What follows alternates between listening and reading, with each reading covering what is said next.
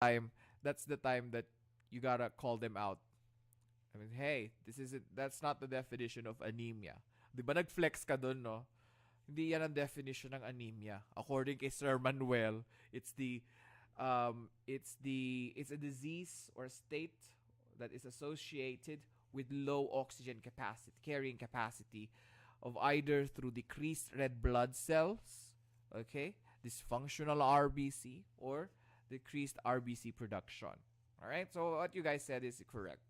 Not next, RBC in MCH.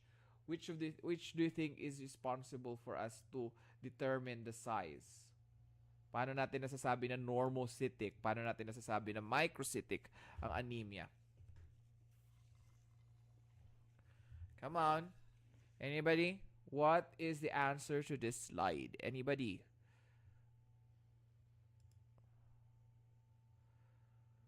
MCV po.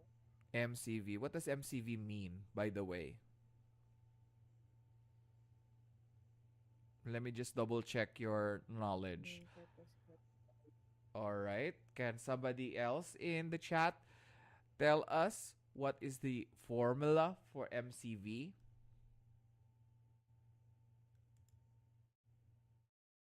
Anybody?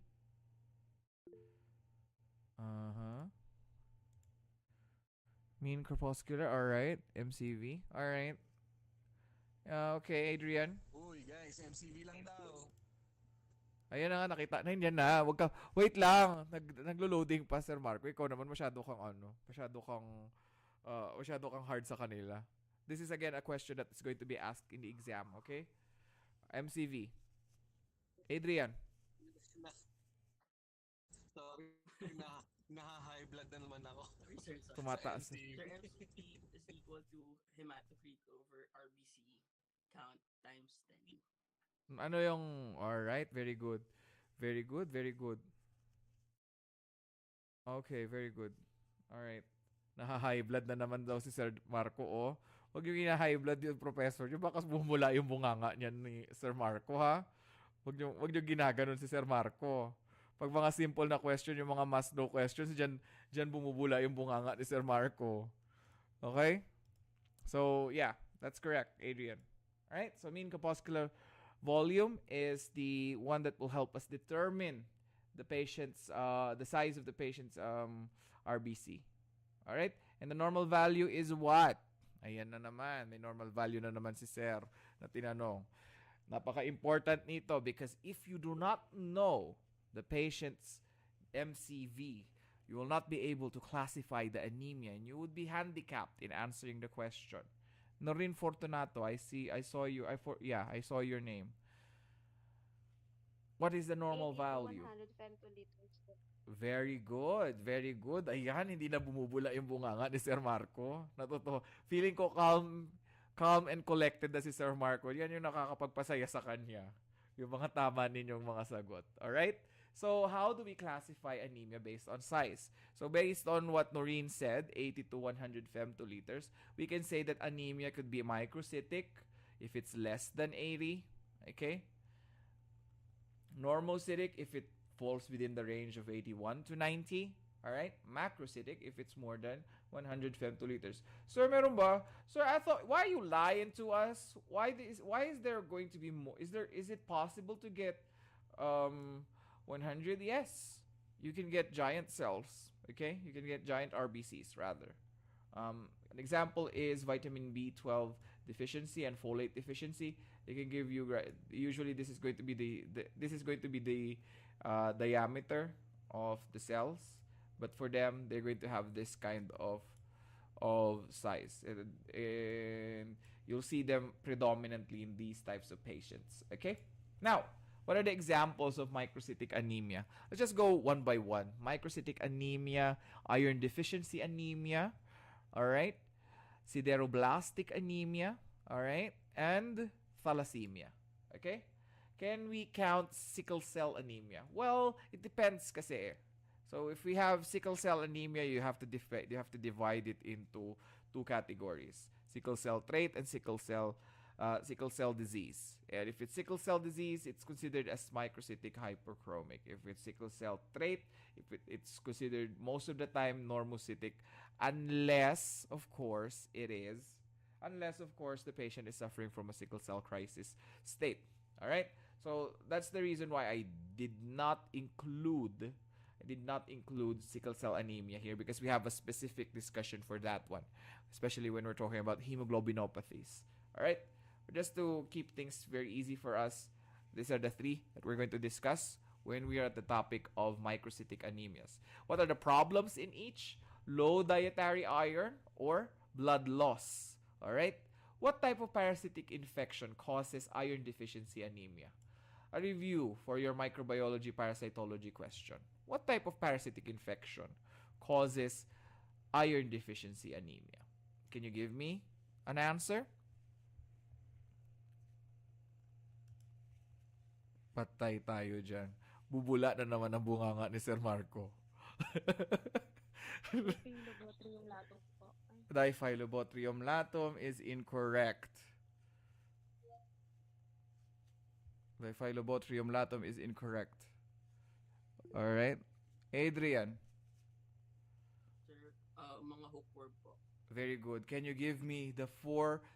who here can give me the 4 species of hookworm? Trip ko lang mga etos ngayon that you usually talk about in parasitology. Gusto ko yung social yung pagkabasa, Rachel, ha? Rachel Tesoro. Gusto ko yung katulad ng pronunciation ko. Alright, Rachel? Sir, yung Nicator Americanus ba yun? Alright. Ano pa? And Ankylostoma duodenale. Tama po. Oo naman. Huwag mo question yung sarili mo. You already have the goods, girl. You go, girl, go! Natatamaan ko lang po. Ano pa? 4 yun. Go, girl! Tapos, I am holding your hand. sa natatandaan ko lang, sir, Tapos yung kasama rin yung whipworm. Hi. Tama na, Rachel. Sa Baka mga bumula ang bunganga ni Sir Marco. Sorry po. Baka mamaya bumula ang bunganga. Alright, ano pa yung kulang niya? So we have Nicator Americanus. Alright. Ankylostoma duodenale. And what else? Adrian, paki-complete. Ancylostoma Ano? Can I continue po? Oo. Ancylostoma brasiliensis and Ancylostoma caninum. Ang arte ng pagkasabi. I love it. Woo! I love it. Work. Alright. So, sideroblastic anemia is associated with the problem of heme production. So, dysfunctional heme. Alright? And thalassemia is based on an abnormality of the beta or the gamma globin chain. Alright? Coding, not coiding. Coding. Alright? Thank you so much. Nakakatuwa. Hopefully, hindi na bumula ang bunganga. Our goal for today is not to make Sir Marco's blood pressure go high. Alright? So thank you so much for participating. Okay. Now, let's move on to the next slide. Now, trivia. What is the most common cause of anemia? Ito na naman. Every year, lagi akong nahihirapang tanungin. Every year. Lagi akong may ano. Last year, medyo matagal-tagal kaming nakasagot niyan ng tama. But hopefully this year, one person can say the answer correctly. Joanna. Iron deficiency anemia. Finally, ikaw ang naka-break ng curse. Thank you, Joanna. Last year, people kept on saying thalassemia. People kept on saying sickle cell anemia. It's actually iron deficiency anemia. Okay? And would you believe it that in the whole world, if you have 100 samples and 50% of them are anemic, 50% of those anemic patients will have cases related to iron deficiency anemia. It's the most common form of anemia encountered in the clinical laboratory. Okay? It's a question that is often asked in ASCP. Okay? I see this several times in the question banks. Okay? Now, let's talk about iron deficiency anemia. Now, We need to look at laboratory findings of a patient with iron deficiency anemia. So obviously the blood film will show us microcytic hypochromic presentation, or the blood picture will show microcytic hypochromic MH. Okay? MIH na lang. All right? Blood chemistry. We need to look at two things. What do we need to look at? Blood chemistry. We need to look at what? Come on, people. Let's use our vast knowledge about clinical chemistry. What do we need to look for? Ferritin and transferrin. Okay? We look for ferritin and transferrin. All right? Low ferritin is associated with iron deficiency anemia. High transferrin is associated with iron deficiency anemia. All right? Please remember these values. Why? It's going to be important later on when we discuss sideroblastic anemia. All right? Hang on a sec. Wait a tick. What happened?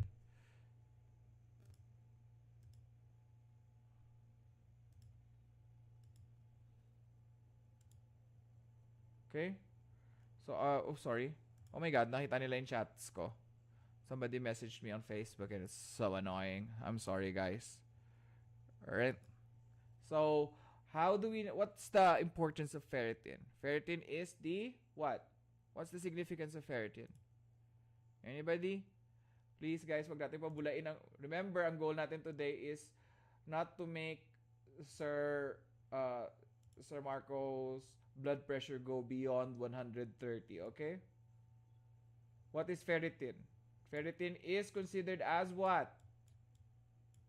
Anybody? Rachel. Bumabongga si Rachel. Active si Rachel. Nakapag-lunch na to si Rachel. Alright, Rachel, what is ferritin?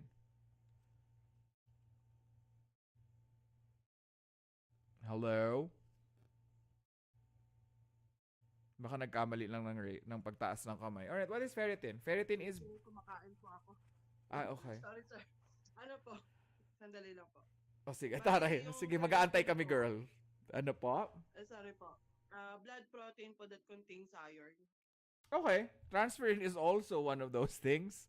But what is it important? What is the importance? Thank you for answering. Alright. Who else can answer me this one? What is ferritin? Ferritin is... Nasa name na yung clue. Ayan na nga. Oo, kayo talaga.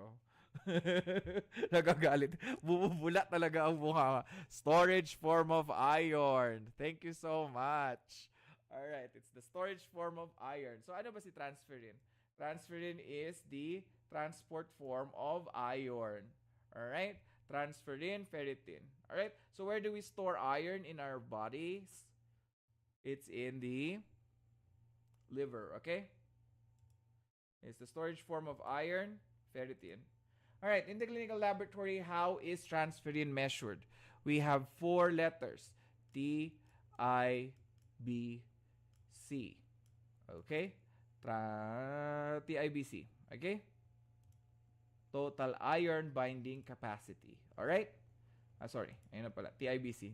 Sinulat ko pa. Meron naman pala dun sa isang slide. All right? So what does it mean? Bakit mas mataas ang transferrin? Kasi the more binding spaces you have on your transferrin, the more likely you are a person who has iron deficiency anemia, because it's an inverse reaction. Low RBC count and hemoglobin count would oftentimes, in patients who are suffering from iron deficiency anemia, would almost automatically have high levels of iron of TIBC. Why? Kasi para siyang sponge. Transferrin is like a sponge for iron. Okay? So the more iron there is in your circulation, the more likely you're going to have less TIBC, or total iron binding capacity. This is opposite, of course, for ferritin. Okay? The more iron you have in the body, the more the higher your ferritin levels will be. Okay? So opposite ang reaction niya. Ay opposite ang values niya. All right? Now, it's another nice to know question. It's a triad of clinical findings that is closely associated with IDA. This is what we call Plummer-Vinson syndrome. Okay? Plummer-Vinson syndrome is associated with this drawing. Plummer. Bakit? Tatlo kasi siya. It's a triad. You have esophageal webs, IDA, and dysphagia. Right? What's esophageal webs? So, bakit siya plumbing? Kasi, bakit nag-drawing ako ng ganito? Kasi, yung esophagus mo, makikita mo yung webs ng veins. Ganun ka-anemic yung tao. Alright? IDA, of course, iron deficiency. And then, dysphagia. There is an interruption or there's a dysfunction in the appetite or loss of appetite of the patient, or the patient's appetite is dysfunctional. Alright? Now, let's talk about sideroblastic anemia. Alright? So, sideroblastic anemia is the etiology of sideroblastic anemia can be either acquired or abnormal. It could be acquired or genetic. Alright? If it's it mainly comes from the porphyrin pathway. Alright? An abnormality in the porphyrin pathway. Why? Why is it important for us? Because there is a problem with the ferrochelatase enzyme. And we're going to talk about what is the enzyme. That is, allosyntase. Allosyntase, not ferrochelatase. It's allosyntase. Okay? So it's an enzyme that is inhibited in genetically acquired sideroblastic anemia. We have aminolevulinic acid or allosyntase enzyme deficiency. Alright? And what happens is that if you have acquired sideroblastic anemia, it's either you are suffering from lead poisoning or you're taking isoniazid. What is isoniazid, by the way? Isoniazid is one of the 4 drugs that you will take if you have isoniazid. Isoniazid is one of the 4 drugs when you have what? What type of disease or infection? Sinulat ko na yung first letter. Dahan-dahan kong gagawin. Dahan-dahan ko bang gagawin? TB. Alright? Tuberculosis. Bakit? Ano ba yung 4 drugs na yon? Don't forget, RIP ha. Rifampin. Okay? RIP or RIPE. Okay? Rifampin, isoniazid, pyrazinamide, and ethambutol. Alright? Don't forget RIPE. Okay? That's the drugs for it. Actually, when I was studying, ito lang siya. Di ba ganun na talaga ako ka-old, guys? Pero alam niyo naman ako, I'm trying to be lit. I try to post myself as somebody who's lit. So, nagdadagdag ako ng E, RIPE. Okay? Pyrazinamide.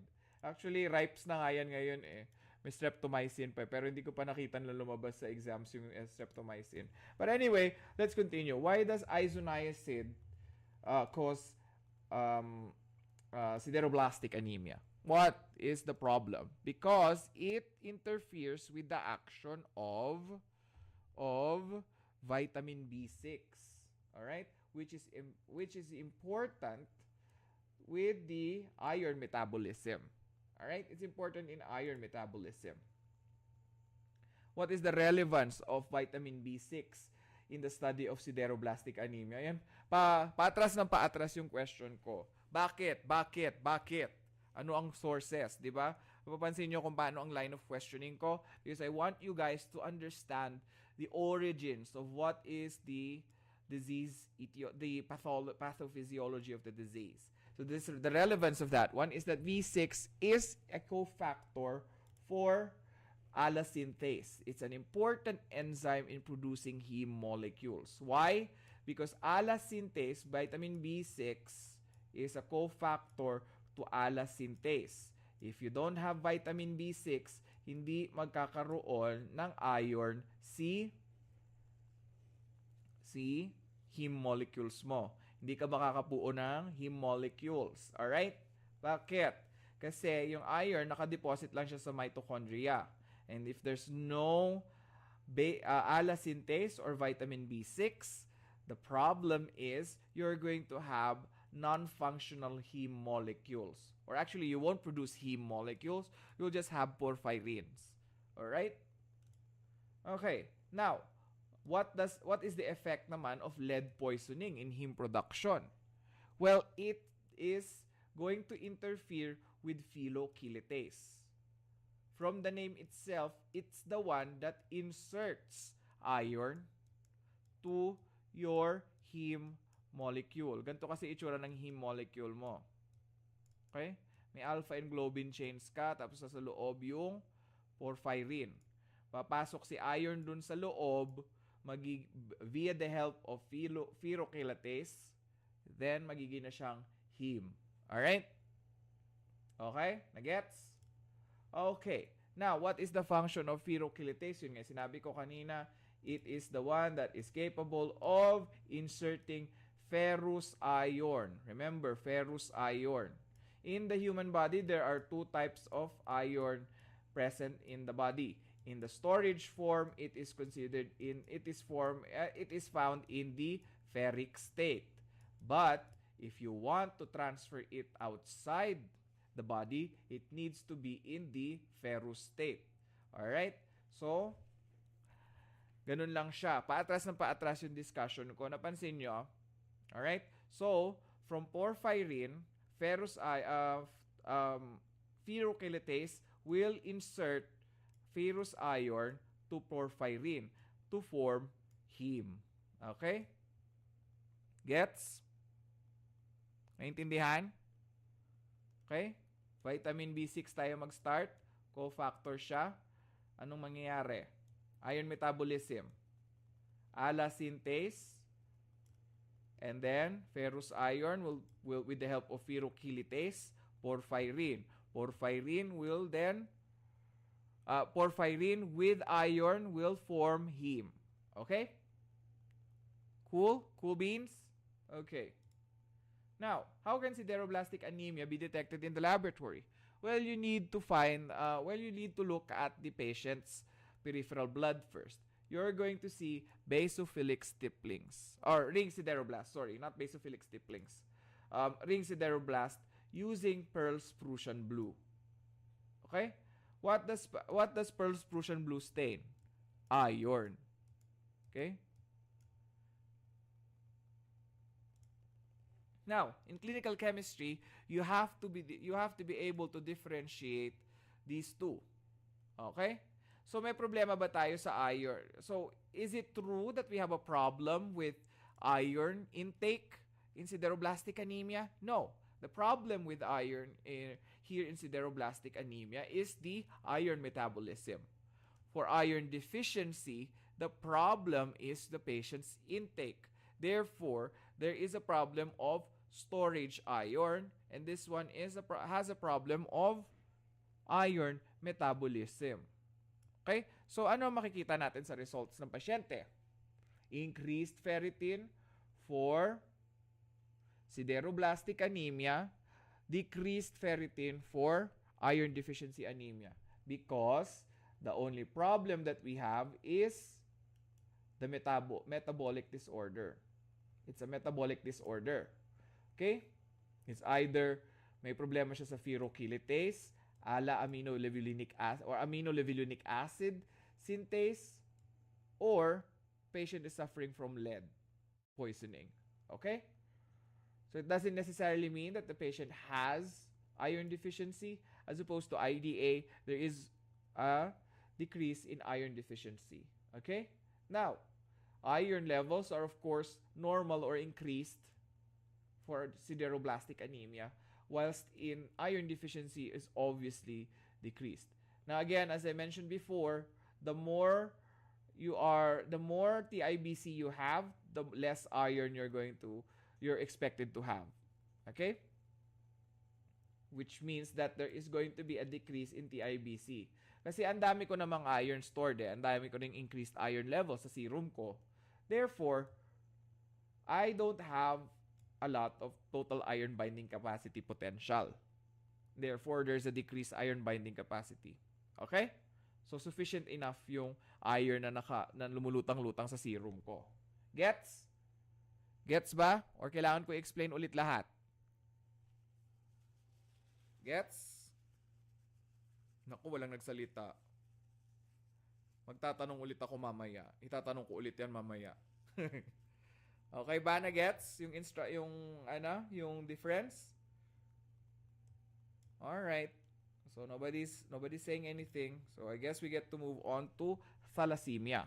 Now thalassemia is it was discovered in usually in Mediterranean and Arabian patients or North African patients, and it's an abnormality in globin chain or the hemoglobin chain production, specifically the globin chain one. All right, so it's a problem with the globin chains. Okay, now the genes coding for alpha and beta globin chains is found in chromosome. Don't forget this, chromosome 16 and 13. Alpha and beta respectively. Chromosome 16 and 13. Now, how many genes do we have for alpha chains? For alpha chains, you're going to have 4 genes, 2 genes for beta chains. So basically, when you phenotype a patient, you're going to have alpha, alpha, alpha, alpha, beta / beta. That's basically the alleles of a patient. Okay? That's the alleles of your patient when you're talking about alpha chains. All right? Alpha, alpha, alpha, alpha, beta, beta. Now, how do we know if a patient has beta thalassemia? We're going to go one by one. Nomenclature is based on the deletion of the globin chain. Therefore, if you're a patient with alpha thalassemia, it means that you have alpha genes or alpha chain deletions. So, anong kwenta nun, sir? Ganto yan. For example, you see in your case presentations, a patient has alpha thalassemia trait. The beta globin chains are unaffected, but there is 1 or 2 missing alpha chains. If it's beta thalassemia major, it's more than 1 on the same side of the allele. Okay? More than 1 deletion on the same side of the allele. What about for intermedia? Pag-uusapan natin yan mamaya. Okay? Now, paano sir pagka sinabing beta thalassemia major? Ganun din. Pero isang side lang ang nawala. 1 gene deletion lang. Okay? 1 gene deletion lang. Beta thalassemia minor. Beta thalassemia major, both of them are gone. Alright? So do you guys get it? Okay? Gets? Hopefully na gets. Now, when we're speaking of anemia, you're going to think of gene deletions. 1 gene deletion could be asymptomatic. You're going to have the trait only. Okay? You can live a normal life without having the need for transfusion. 2 gene deletions, it depends on what type of gene deletion do you have. If it's on both sides of the allele, you're going to suffer from mild to severe anemia. Okay? If it's on both ends of the allele, or 1 deletion on both ends, that's going to give you mild anemia only. Again, it could be considered as a trait. This one is considered as a 3 or 4 gene deletions could be considered as thalassemia as a disease. It's no longer a trait. It's a disease na. Okay? Disease na siya. Bakit? 3 yung nawala na genes. Alright? So, mutant si patient. Kasi 3 na yung nawala. So, ibig sabihin, in the absence of because there's a decreased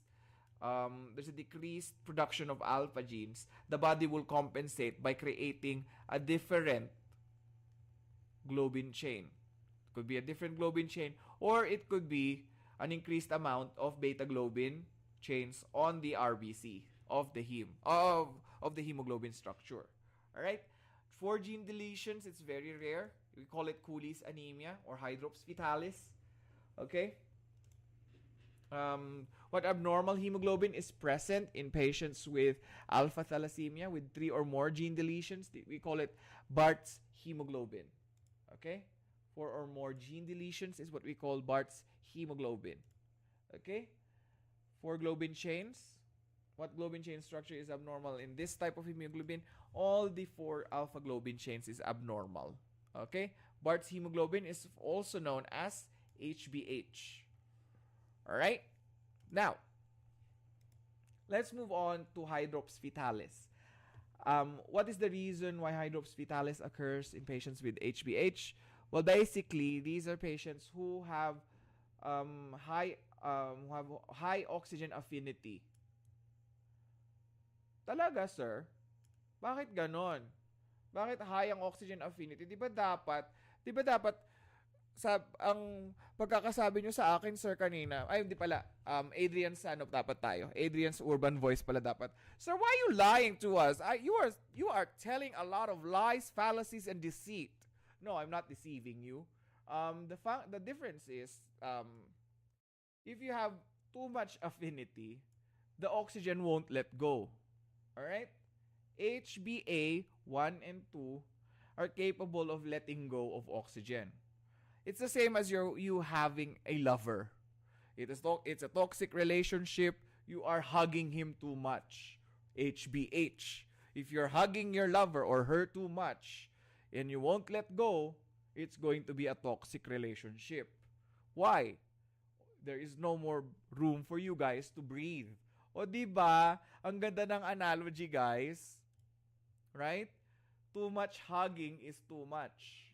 Right? Why? Because there's no more oxygen for you guys to breathe. And therefore, there's no more oxygen in your tissues, which is toxic. Okay? Clear ba? Kung bakit nagkakaroon tayo ng abnormality? Or ano yung abnormality sa HbH disease or hydrops fetalis? Maganda ba ang example, Noreen? Okay? So don't hug your lover too much because they won't be able to breathe. Yun yung mnemonic dyan eh. Alright? Okay? Adrian? Hala, tahimik na sila. Inaantok na. Hala, inaantok na sila lahat. Oh my God. Yes po, sir. Ayan, okay. Yes, please. Alright. Okay, inaantok na silang lahat. Okay, so what types of gene deletions are present in the following populations? I know it might sound a little bit racially biased, but in Asian people, alpha thalassemia, you're going to have a cis or trans deletion. Naku, patay na naman tayo dyan. Ano na naman yung cis or trans deletion na yan? Patay tayo dyan. Alright, a cis deletion is on the same chromosome. Alright? A trans deletion is on different chromosomes. Alright? So how do we know this? Asians have a cis deletion. Alright? So it's on one side of the gene or in the allele. Okay? So how do I know? How do I know if it's a cis deletion? So alpha, alpha, alpha, alpha. Now, so sabi ni sir, cis and deletion on same side, therefore, ito yung nawala. Okay? Ganyan yung nangyari. Okay? Now, trans naman ang kay African American. African American tuloy. Trans kay African. So, types of deletion, usually, on one side of the gene or the allele. So, ganyan. Alright? Or, ganito. Okay? This could be a trans deletion. Okay? Cool? Understood? Mnemonics. Mnemonics, alpha gene deletions are oftentimes associated with alpha thalassemia. Asian and African American and African patients are affected most of the time. Okay? Alpha has cis deletions, meaning it's on the same chromosome. African has trans deletion, meaning it's on different chromosomes or alleles. Okay? Now, which population is beta thalassemia prevalent? On Mediterranean,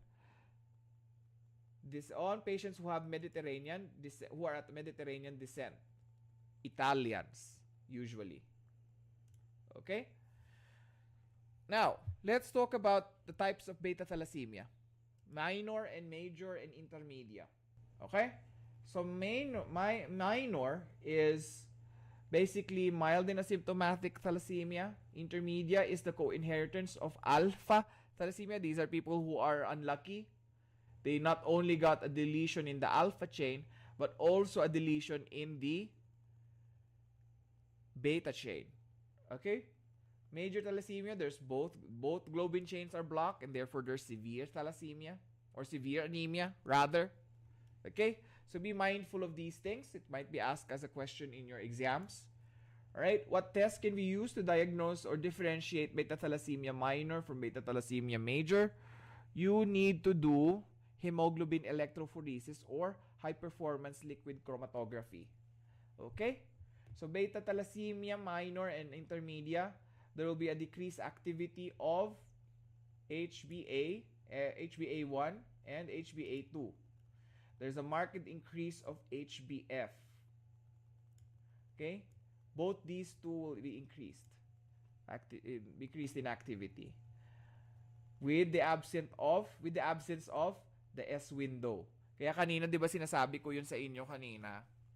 Yung S window, bakit important yung S window kanina? 'Di ba? So dito, absence of S window. There's no S window.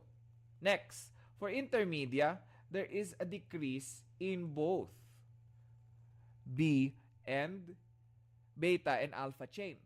Therefore, it's either decreased or there's no activity at all for A1 and A2. And HbF is the predominant. Okay? It's the predominant hemoglobin type or variant. Okay? What is HbF? HbF is fetal hemoglobin. Sir, kailangan kong gumawa ng Kleihauer-Betke? Hindi. May electrophoresis ka na nga eh. Alright? Hindi mo na kailangan gawin yan. Now, another term for beta thalassemia major is Cooley's anemia. Alright? It's Cooley's anemia. Kanina ko pa inuulit-ulit, di ba, yung Cooley's anemia? Alright? Next, cells that are predominant in the smears of patients with thalassemia is, of course, your podocytes or target cells. Okay? Target cells. Now, let's talk about anemia of chronic disease. Sorry. Anemia of chronic disease. We still have time.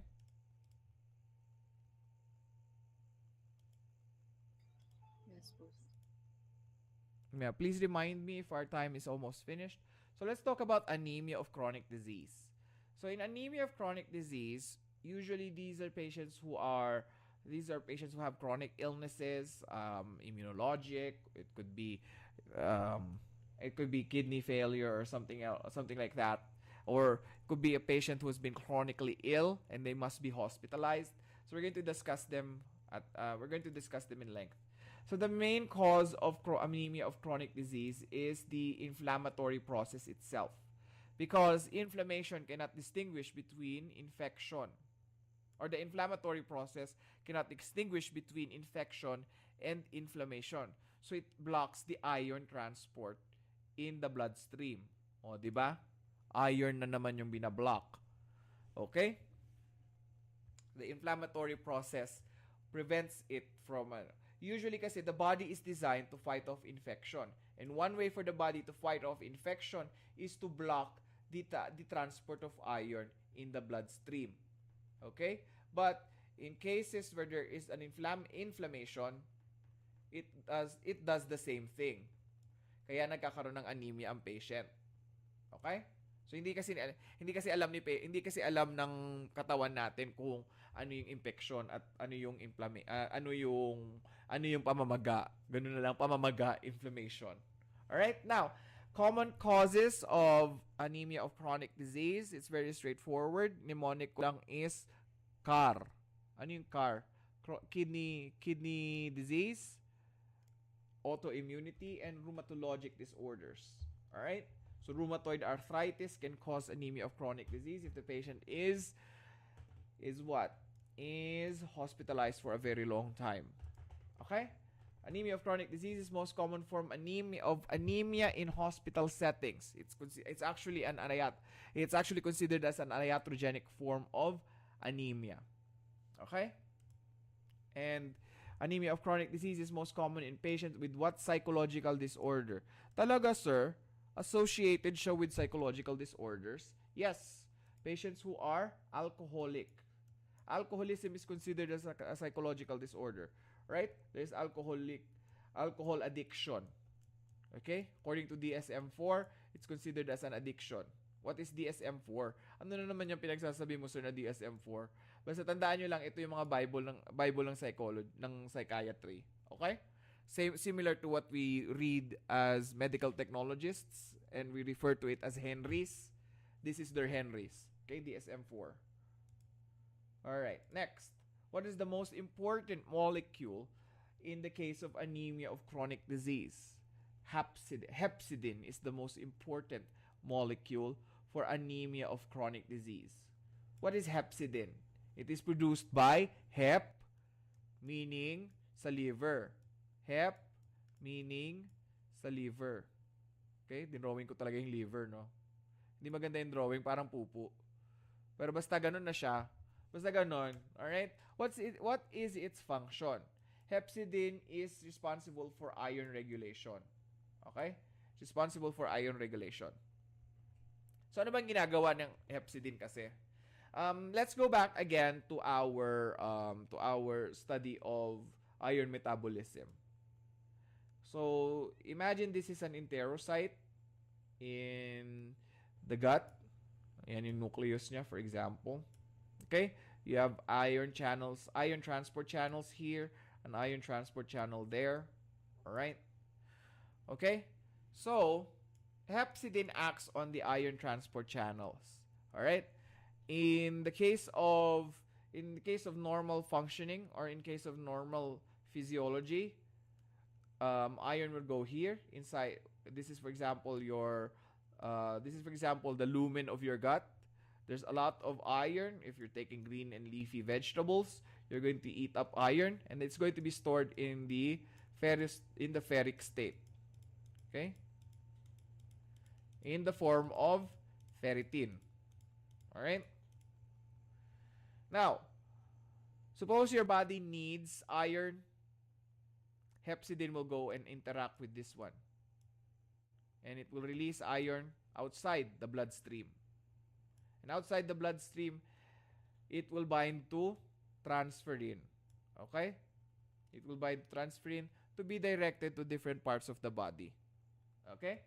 Now, what is the relationship of serum iron levels and hepcidin levels? It is inversely proportional. If there's low serum iron, there's going to be high hepcidin levels. Why? Kasi nga, ang action nga kasi ni hepcidin, ibubukas niya yung iron channels. Okay? Yung iron protein channels. Para lumabas yung iron dun sa enterocytes, which are stored in the form of ferritin. Okay? So therefore, it's inversely proportional. Now, what is the receptor target of hepcidin? It's very specific, but it actually affects the ferroportin. Okay? Ferroportin ang tawag doon, yung iron transport channels. Okay? In the duodenal cell wall, or what you call enterocytes. Okay? Anemia arises due to the lack of iron by ineffective erythropoiesis due to an abnormality in the iron metabolism. Okay? Ineffective erythropoiesis in what sense? Hindi nabubuo yung hemoglobin. This time, it's not a defect in the allosynthetase or ferrochelatase. It's a defect in the ferroportin channels. Okay? Why? Because hepcidin keeps on getting released during ferroportin keeps getting released, and therefore it blocks ferroportin tuloy. Hepcidin gets released during times of inflammatory processes, and it blocks the ferroportin channels in the duodenum. Okay? So nagkakaroon ka ng anemia because of that. Now, one way of the body to protect itself is through hepcidin. It is actually true. Okay? In normal conditions, the body releases hepcidin to prevent iron from reaching microorganisms. Bakit? Important din kasi sa microorganisms yung iron. It is vital for microbial growth, and the body cannot distinguish infection from inflammation. Therefore, it just keeps on releasing hepcidin as a response. Okay? Clear? Kaya kasama si anemia of chronic disease. Now, let's differentiate IDA versus anemia of chronic disease. Let's look at serum iron. Serum iron is decreased on all of them. Obviously, for anemia, there's a dietary insufficiency. Okay? But for anemia of chronic disease, it is also decreased because the ferroportin channels are blocked, and the ferric state iron is affected. Okay? What about percent saturation? It's also decreased. Both of them is decreased. Why? Because serum iron is not present in the patient's serum, or decreased level in the patient's serum. The IBC is then affected. Why? Why? Because you actually lack the iron in this case. Okay? But for patients with anemia of chronic disease, it's decreased. Why? Because there is iron, it just so happens that it can't get out. Okay? Just so happens that it can't get out. Now, let's look at the ferritin levels. IDA, wala kang iron eh. Therefore, mababa ang iron stores mo. Sa anemia of chronic disease, you have a lot of hepcidin, therefore it's getting stored a lot in the body because the ferroportin channels are blocked. Okay? Clear? Clear ba, guys? Naku, hindi ata clear. Alright. Ayan, si Joanna. Clear. Clear kay Joanna. Yes po. Alright. How much time do we have? Mamaya meron akong exercise for you guys. It's a blank question. It's fill in the blanks. Okay? I want to assess your understanding of the anemias that we've been talking about earlier. Let me check the time first. Baka mamaya maubusan ako ng time. In the Philippines, is it correct? It's 3:30 in the Philippines. Is it correct? We're correct, right? Okay. So, Opo, sir. all right, let's continue with normocytic anemias. So, normocytic anemias, the MCV is equal to what? MCV for normocytic anemias. Anybody?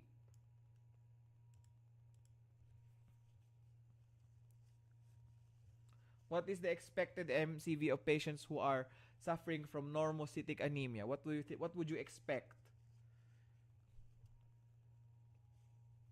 MCV lang, guys. Name itself, normocytic. Ala, inaantok na talaga sila. 80 to 100 po. 80 Very to good. 100. Okay, or 81 to 100, 81 to 99 is okay with me. All right, so thank you. So yun yung range ng ano niya. Let's talk first about paroxysmal nocturnal hemoglobinuria. Now, on the historical standpoint, this is named as such because this is discovered on patients who noted that they are peeing reddish tinged urine at night in paroxysms. Okay? Ano ibig sabihin ng paroxysms? Hindi siya regular. Minsan okay, minsan hindi. Alright? So, there's a paroxysm. Okay? Now, the major defect in patients with PNH is the PIGA gene. Alright? The PIGA gene. The PIGA gene. Okay? phosphatidyl inositol-glycan class A or the piga gene. All right? What is the function of piga gene? The piga gene is important because it is capable of providing surface receptors for your RBCs, specifically for the complement pathway. What are the specifics? CD55 and CD59. Why? Ano bang meron kay CD55 and CD59? Pag wala kang CD55, walang mag-i-inactivate sa complement cascade mo. Pag wala ka ding membrane inhibitory protein or MAC, membrane attack complex, walang magdi-deactivate ng complement cascade mo.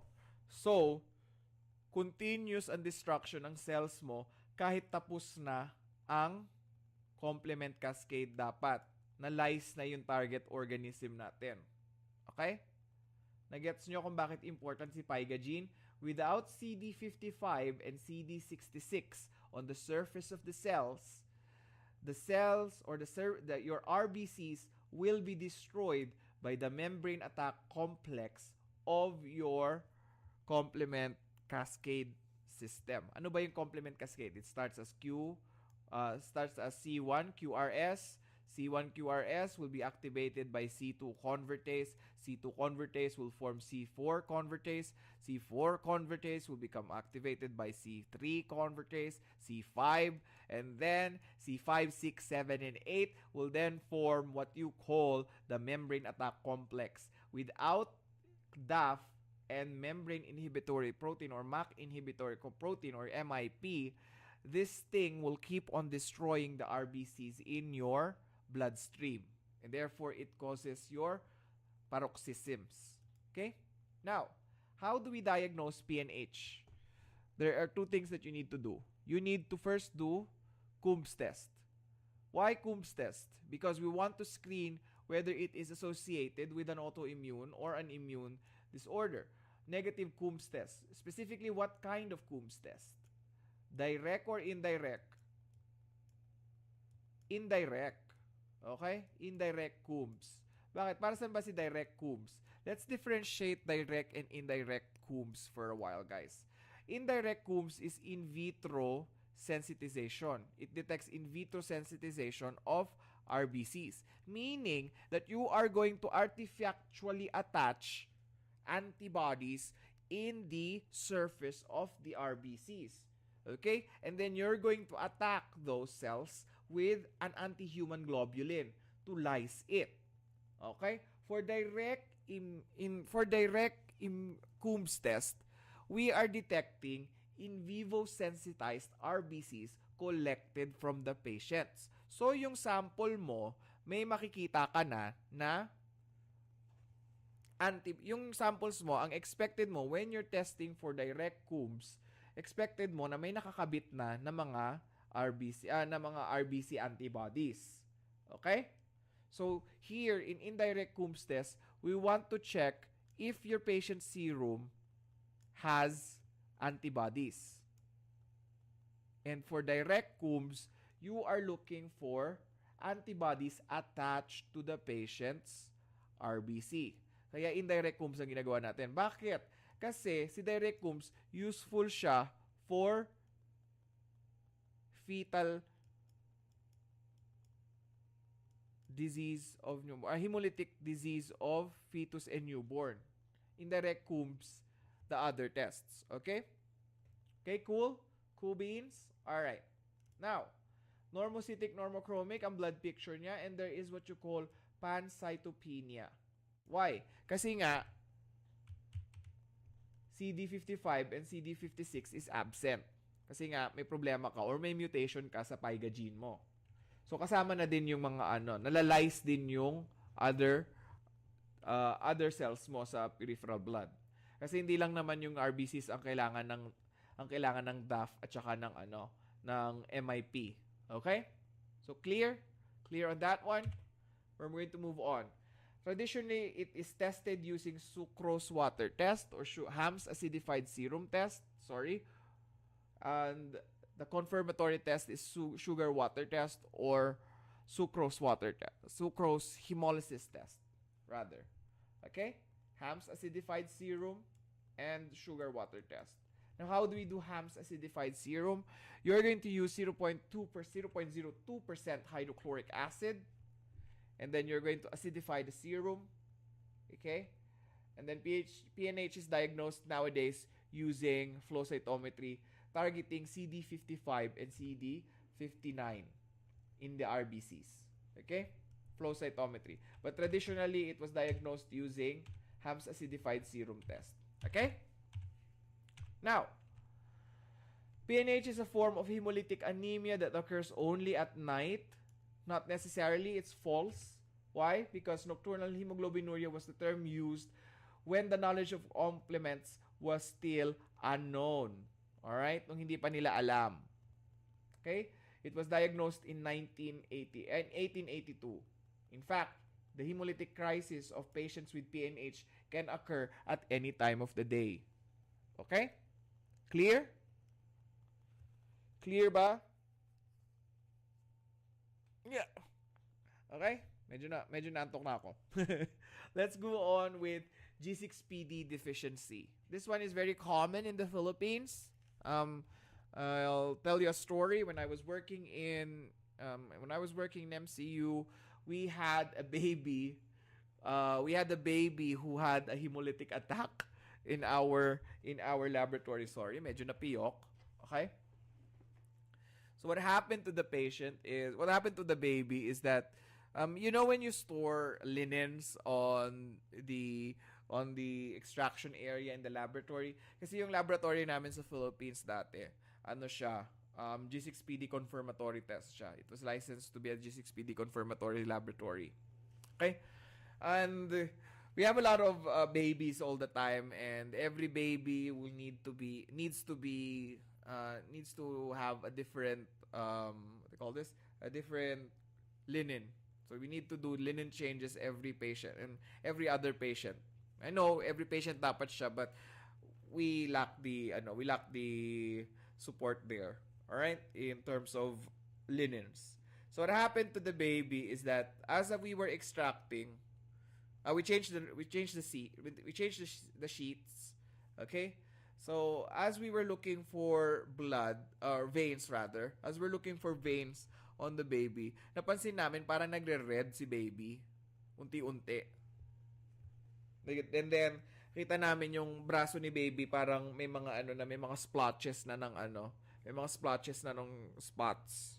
Then na-realize namin, oh my gosh, baka allergic si baby. Actually, yun yung initial understanding ng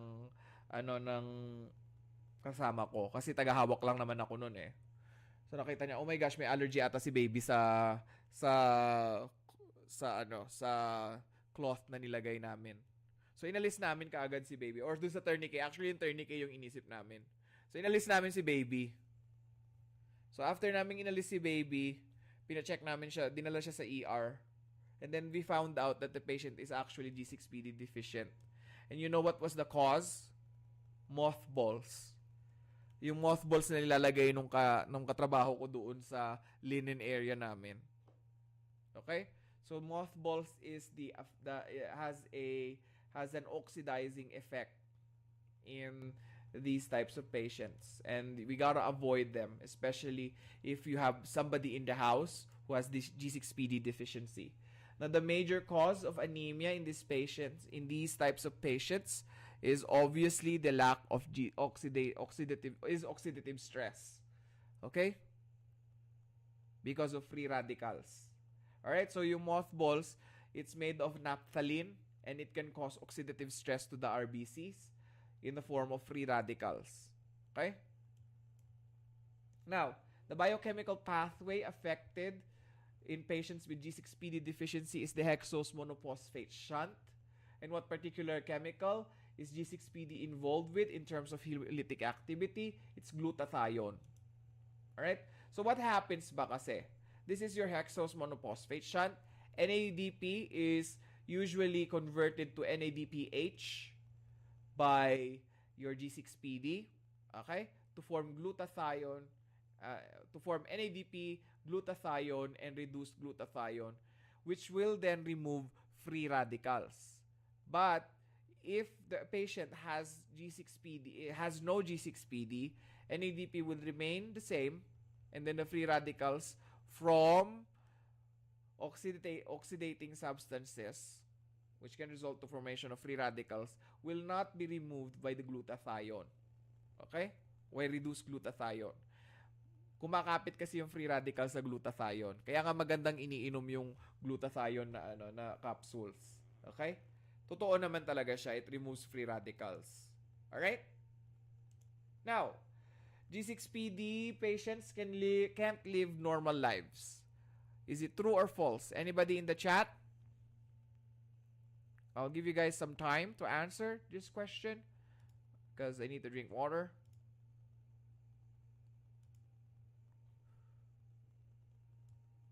So, titingnan natin kung ano. I'll give you guys 5 minutes to answer the question. Tingnan natin kung ano ang sagot ng majority. So habang nag-aantay, no, class, are you sure nakakasunod kayo sa lecture ni Sir Manuel? If meron kayong hindi nagigets, ipaulit nyo sa kanya. Because this is a really complicated topic. Naririnig nyo ba ako? Yes, sir. Nag-aalala nga ako, baka mamaya hindi nila ako naririnig. Complicated yung mga topics na... Oo, very Nakikinig kasi complicated. ako. So, tumatalon ka na from blood bank to zero to biochemistry. So, I'm not really sure kung nakakasunod pa sila. So, if hindi, sabihin nyo agad. Yeah, that's why I was asking all the time. Huwag kayo mahihiya. This is a very complicated topic. Mm-mm. You know, even medical students take a lot of time in this particular topic, guys. Inom lang akong tubig habang nagsasagot kayo, ha. Pwede nyo paulit sa akin, huwag kayong mag-alala. Marami tayong time pa. Huwag kayong mag-alala. Hindi ko lilibakin ang pagkatao ninyo. Siguro pagtatawanan kayo ni Sir Marco. Ganun lang. Pero that's all. Oo. Hindi kayo makasunod. Kasi ganyan talaga, ganyan talaga personality ni Sir Marco. Pagtatawanan niya talaga kayo. Siyempre naman. Konting pangungutya muna bago sagutin Oo. ang tanong. Okay, so magtanong kayo, complicated topics talaga siya. May serology ako no topics, may blood banking, di ba? Baka mamaya niyan. Ano ba pinagsasabi ni Sir? Although pwede nyo naman siyang panuurin ulit, pero you gotta delve deep. You gotta ask me questions. Okay? If may part na hindi malinaw sa iyo, just ask. Okay? Kasi diyan ako kukuha ng... Sumagot Naku, Yes, po, sir. nakakatakot yung mga case studies diyan. Bahala kayo. Remember, even medical students, they have problems answering these questions. Okay? Alright. Okay, so we still have 2 more minutes. Sino pa kakantahin natin, Sir Marco, while we're waiting? May volunteer ba? Mm-mm. Ay, Kahit wala pa chorus naman. lang. Yung Baptista kasi Sabado ngayon, so gulay sila ngayon. Ay, oh. napaka-hard talaga ng mga pangungutya mo, Sir Marco. Yung mga baptist. Yung mga Adventist Gulay. nagiging gulay sila pag Sabat. Nagiging gulay. Sinong pakakantahin natin? Wala Ayaw kakanta. na kay Adrian, last pag na yung performance niya. Wala bang volunteer? Si Baltar na lang. Si Baltar ba kumakanta din yan? Hindi. Nang chacharot lang yan. Mahilig lang yan mang charot sa sa chat eh. Eme-eme lang sir. Oo, mang eme-eme, no? Sino yung ipo-volunteer mo, Baltar? Manglaglag ka. Manglaglag ka, Baltar. Sino tuturo mo? Ano po? Si Gis po. Wala naman siya dito eh. Ay, gano'n? Si Ate AJ na lang po. Oo, di ba? Nanglalaglag. Yan ang gusto ko. Oo, di ba? Oo. Yan, dyan lumalabas na yung dyan na natin nakikilala yung pagkatao ng mga kaklase natin. Di ba? Busy daw po siya. Si ano po? Si Sir Mac na lang. Si Sir Mac ang kakanta. Parang, Kakanta si Sir Mac, pero lahat kayo minus 10. Pwede yun, no? Oo. Parang respeto sa akin. Kakanta, kakanta si ano. Huwag kayo mag-alala, kakanta yan si Sir Mac. Pipilitin ko yan. Pero minus 10 kayo lahat. Sige, yung mga kantang simbahan lang yung alam ko ganun. Theme song na ano, sir.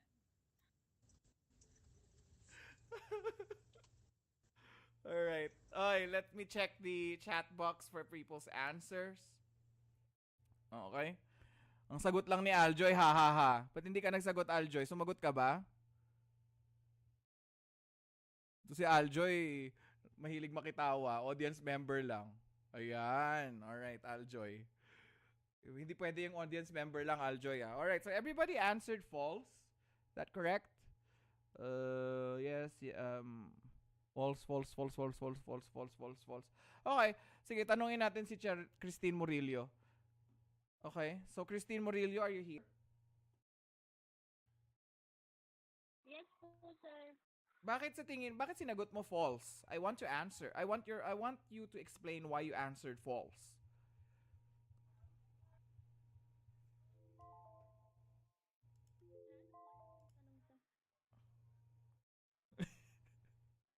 Sasakaling kita, Christine. Nag-false ka lang basta. Trip mo lang. Hindi ko po na... Ano po, Ayan. sir, false po? Bakit nga false? Bakit? Bakit Ano false? po, sir, yung... False po yung sagot ko, sir, kasi pwede naman siyang pwedeng normal life yung mga taong may G6PD. Kasi sa Okay. meron po akong pinsan na may ganun. Pero Okay. lang po, avoid lang po yung mga food tapos yung mga oxidatives po. Mga ganun. Okay, very good. Buti na lang personal experience. Very good. Thank you, Christine. We love it. We love people who are energetic in today's lecture performance tuloy. Niisip ko kasi magpe-perform si Adrian eh. Medyo hindi ko na narinig nagkakakanta si Adrian ngayon. Feeling ko nag-aaral na ng malala si Adrian, no, Sir Marco? Nag-aaral na ng malala.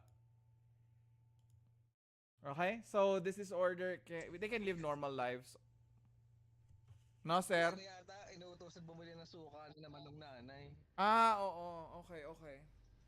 Pero nakasagot naman ng ano eh. Siya yata yung inuutosan bumili na kung ano-ano. Nakasagot naman Kaya ng... hindi siya sumasagot na sa tindahan niya. Okay. So, they can avoid sources of oxidative stress. Alright? Bakit kanina pa nakataas ang kamay ni Rachel Tesoro? Pakibabaan mo nga yung kamay mo, Rachel Tesoro. I feel uneasy. The roof is on fire again. Oo. Kanina pa ka naka-raise yung Sabaw na po. Pindot, sir. Ayun, nakataas yung kamay mo. I feel really uneasy. Iniisip ko kung meron ka... Iniisip ko kung ano. Ayan. Iniisip ko meron kang sasabihin kasi Rachel. Alright, now, let's go on to the drugs that can cause hemolytic crisis for patients with G6PD deficiency. These are the most common drugs that are tested in the board exams. So please be mindful that they might ask this to you. Not just in chemistry, not just in hematology, but also in clinical chemistry, especially when we're talking about toxicology. Okay? So dapsone, what else? Sulfonamides or sulfa drugs, and primaquine. Primaquine is what? Primaquine is a drug that is used as a treatment for malaria. It's actually used for malaria. Primaquine, quinone, actually. Now, what are the types of beans that should be avoided by people with G6PD deficiency? This is a very common question, or this is usually included in a lot of board exam related question. Patient ate blah blah blah beans. Okay? Faba beans, yes. And for those people who have G6PD G6PD deficiency in the class, this is the type of beans that you're going to avoid. Sayang naman, parang ang sarap pa naman. Alright? So please avoid faba beans. Okay? These are your faba beans. Different species siya. Kaya iba't iba yung itsura. Okay? Actually, yung isa parang mukhang sitaw. No? So, siguro ingat na lang din tayo sa sitaw. Okay. Now, let's consider the denatured hemoglobin from oxidative stress results associated with denatured hemoglobin from what do you call this? From oxidative stress results to what inclusion body? Ayan na, peripheral blood na naman tayo. Titingin na naman tayo sa peripheral blood ng patient. Heinz bodies. Hindi Heinz ketchup sa Heinz bodies. Okay? From oxidative stress. So imagine niyo lang Heinz tomato sauce hinahalo sa fava beans nyo, 'di ba? Kasi meron tayong pork and beans. Okay? So Heinz yung brand na kinakain natin usually. So, okay, Heinz bodies para madali ninyong maalala. Okay? Kasi lumalabas lang siya kapag nadi-denature yung hemoglobin. If it's denatured, it's probably the result of oxidative stress. Okay? Clear? Clear? Walang tanong? Okay, very good. Now, let's talk about laboratory findings. Laboratory findings for patients with G6PD deficiency. Obviously, we're going to see what blood picture. Normocytic, normochromic. Heinz bodies are present. And of course, there's what you call bite cells. And what? Negative Coombs test. Ano na naman Coombs test yan? Bakit na naman sinama nyo, sir? Kasi para hindi nyo makalimutan na negative siya sa Coombs test kasi hindi naman antibody-related yung hemolytic crisis. Bakit nagkakaroon ng bite cells? I will ask you this question. Why are there bite cells present in the patient's blood film? Okay? Let's go back to our discussion on erythropoiesis. Okay? Specifically in the topic of blood cell anatomy and physiology. Alright? Ang dami nating pinag-usapan kahapon or kagabi. Kagabi ba? Kahapon pala. Gabi pala sa akin yun. Alright? So, why is there bite cells present on the blood film? Magtatanong tayo. Si Mayra Gagaso, parang hindi ko na naririnig yung voice ni Mayra. Mayra, Yes, sir. bakit sa tingin mo nagkakaroon ng bite cells sa blood film ng pasyente na mayroong G6PD deficiency?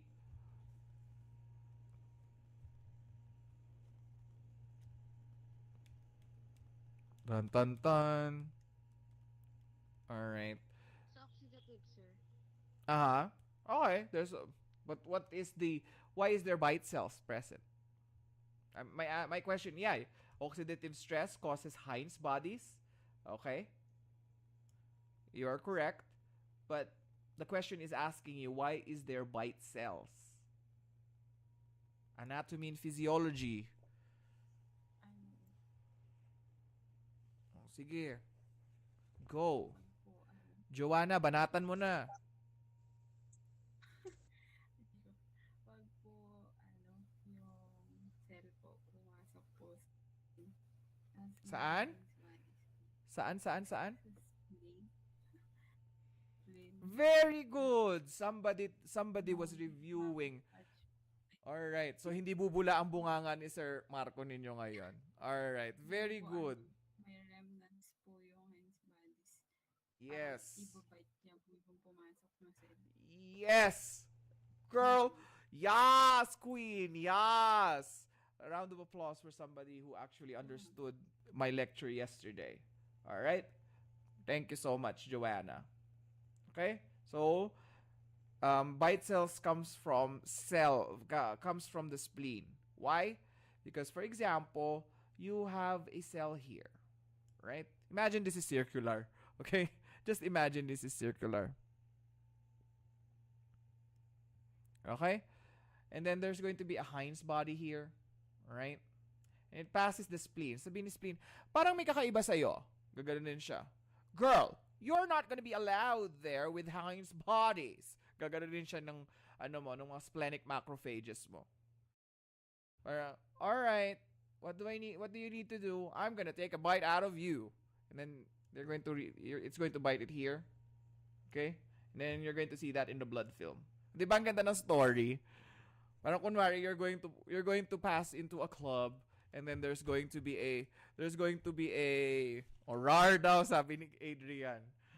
Rar. Ganun. Alright? Now, let's talk about patients with G6PD deficiency some more.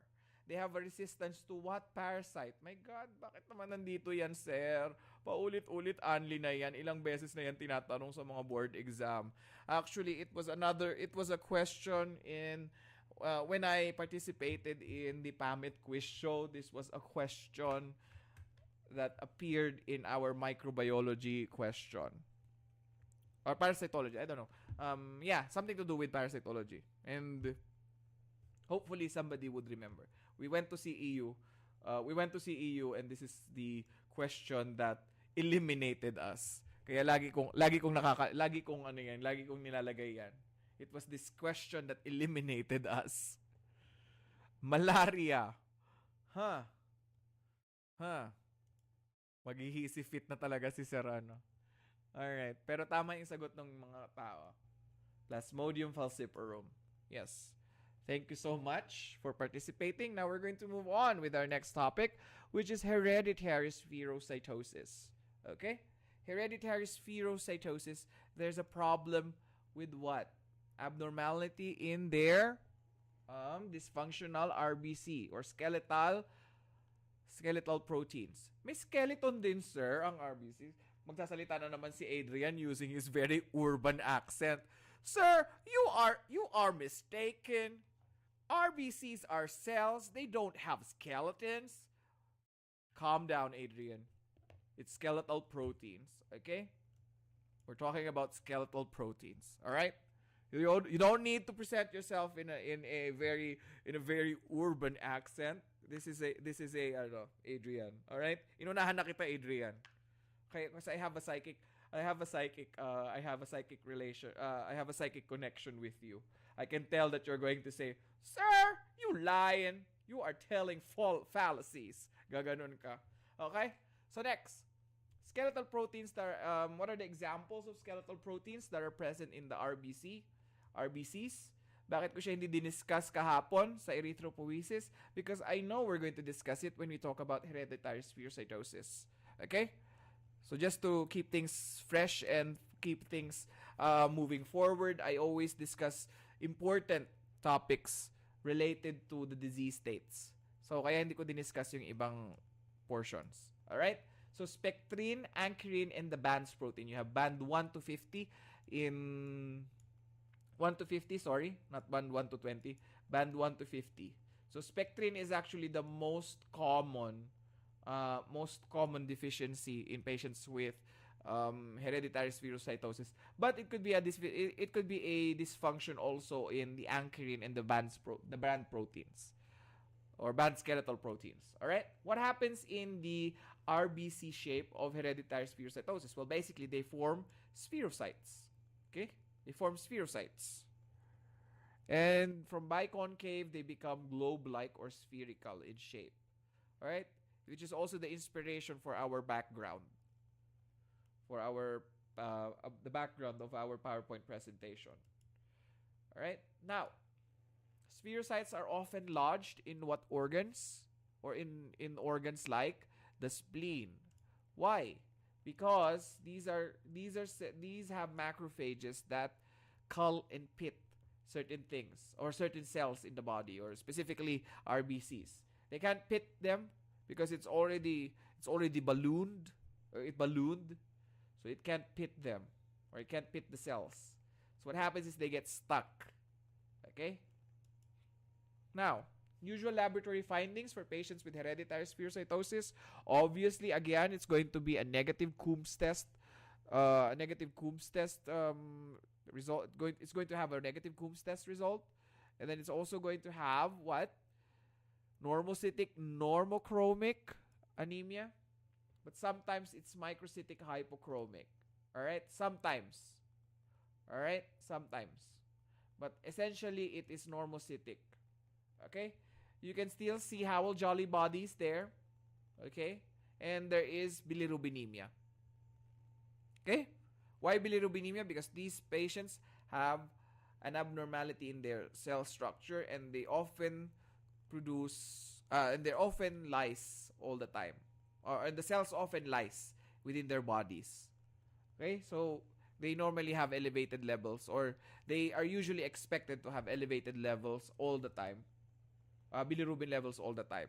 Okay, now what is the reason why Hywel-Jolly bodies are present in patients with hereditary spherocytosis? Because the RBC morphology is altered, and they cannot and the splenic macrophages cannot remove the inclusion bodies.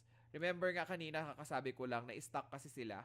Yung mga splenic macrophages mo at yung hepatic macrophages mo, hindi nila nare-remove yung mga Heinz body, ay Hywel-Jolly. Bakit? Ano ba? Saan ba gawa ang Hywel-Jolly bodies? What is the main reason why you get Hywel-Jolly bodies? What is the composition or the general composition of Hywel-Jolly bodies? Anybody? Patay, nakalimutan na nila yung shortcut na binigay ko kahapon. Famous restaurant in the Philippines. Nako, bubula ang bunganga ni Sir Marco. Bubula ang bunganga ni Sir Marco. Patay tayo dyan. May nagsalita. Who's that? Who that? Sabi ni Adrian na naman. Who said that? DNA po. Alright, it's DNA inclusions. Jolly D. Yes, very good. Very good. Very good, guys. Hindi bubula ang mukha nga ni Sir Marco. Medyo stable ang levels ng kanyang blood pressure today. Okay.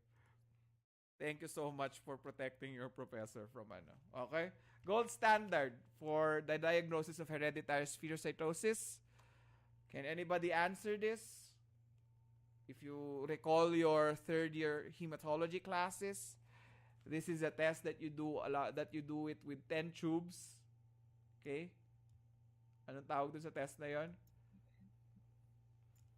10 tubes with increasing and decreasing. Fertility test po. Yes! Yes!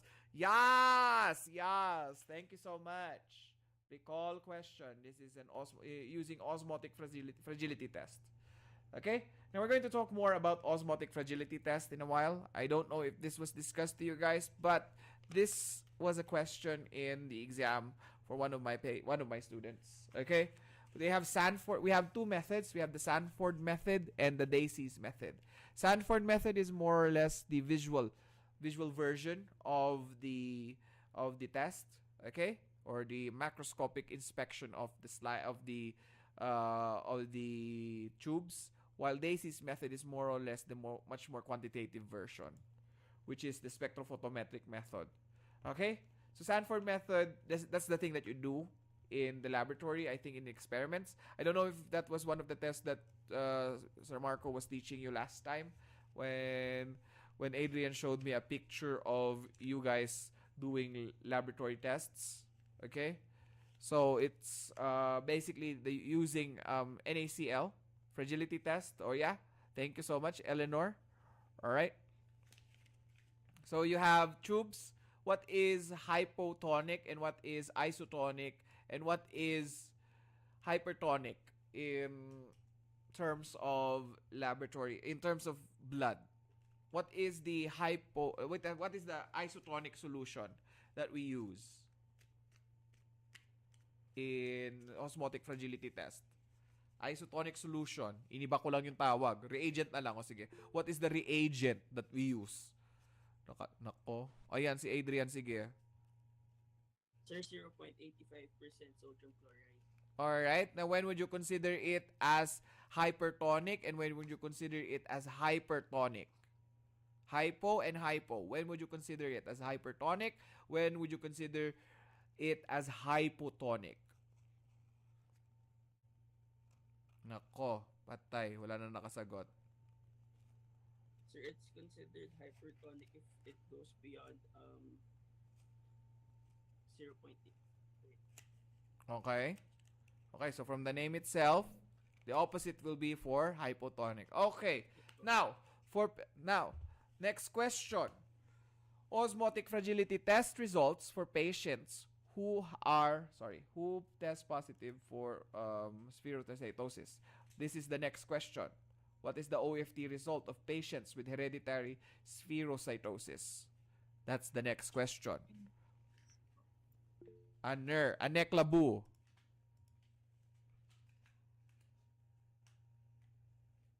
Increased or decreased? Osmotic fragility test. Increased osmotic fragilities, are you sure? Yes, sir. Okay.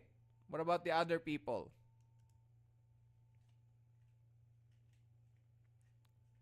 What about other people? Eleanor said yes. Joanna said yes. Okay, I think there is wait, hang on. I suddenly got a delivery. Hang on a sec. Give me give me 5 minutes. Somebody messaged me and I have a delivery downstairs. Hang on a sec, guys. Excuse me for a while. All right. If you have any questions, please type it on the chat box, okay? All right. Sorry. Okay, give me 5 minutes. All right.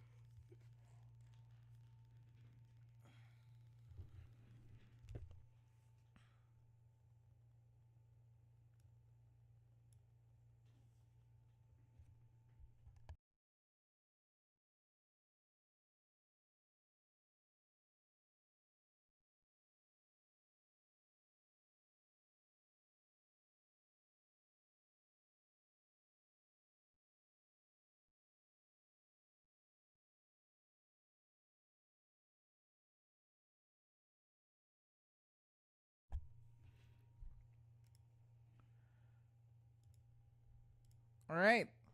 Okay, so I'm back. So, what did everybody answer? Tatlo lang yung Increased sumagot. My gosh, tatlo lang yung sumagot.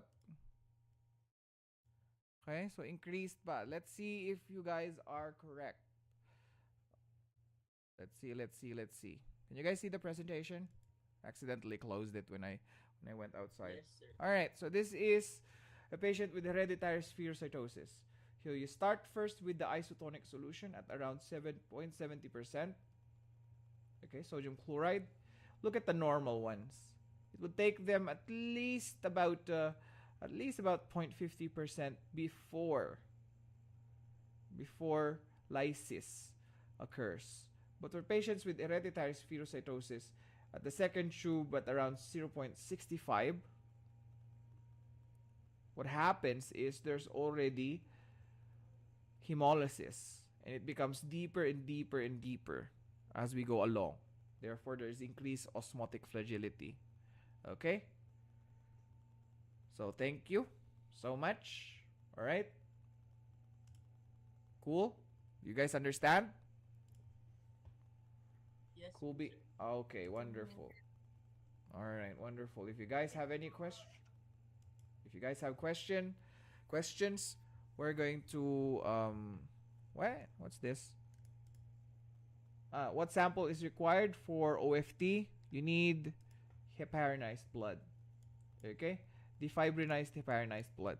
Now, how do we make how do we defibrinize blood traditionally? You guys are familiar with defibrinization of blood? Anybody knows how to defibrinize blood in the laboratory? You don't need chemicals. I'm asking only okay, Adrian.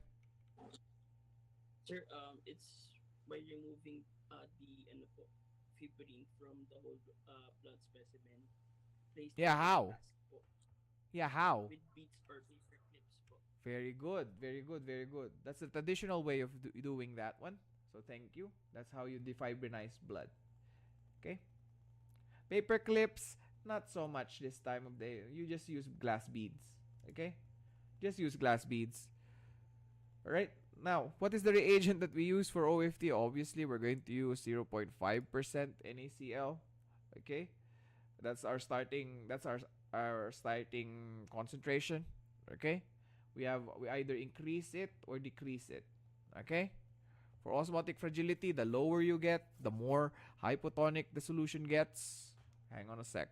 The more hypotonic the solution gets, the more likely it's going to burst. Okay? So you see that you see our presentation earlier, right? Okay?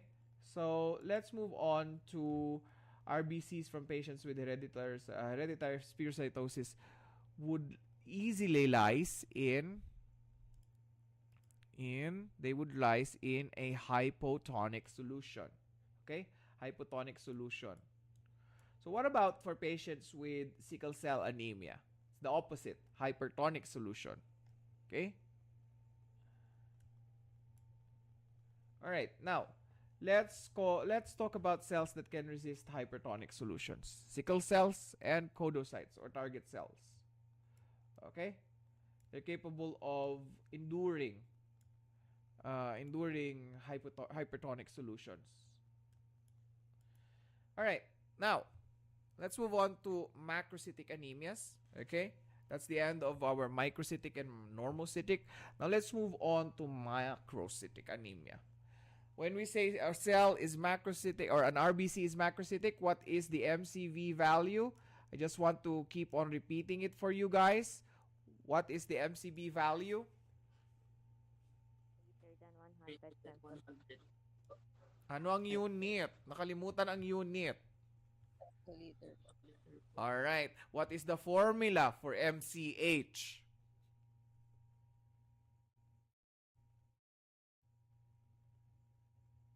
Patay, naging quiet bigla.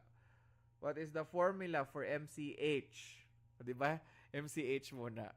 Mamaya na yung MCB. I just want to see kung talagang nag-listen ang mga students. Nag-listen no?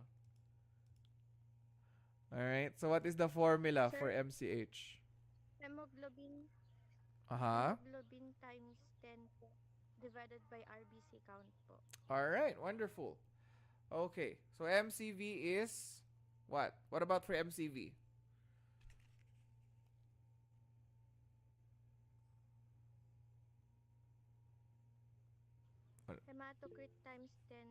affected by RBC count po. All right, wonderful. Okay, good, good, good. Thank you, thank you, thank you. All right, now let's move on to vitamin B12 deficiency and folate deficiency. Okay, now we have several causes for these types of diseases, but let's talk about them first. Vitamin B12 deficiency first. Sorry.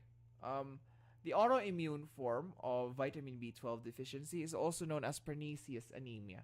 Okay, pernicious anemia. The autoantibodies in this case is anti-parietal cells. Okay, anti-parietal cell antibodies. Where are your parietal cells located? Okay, where are your parietal cells located? Anatomy and physiology review again, guys. Where are your parietal cells located?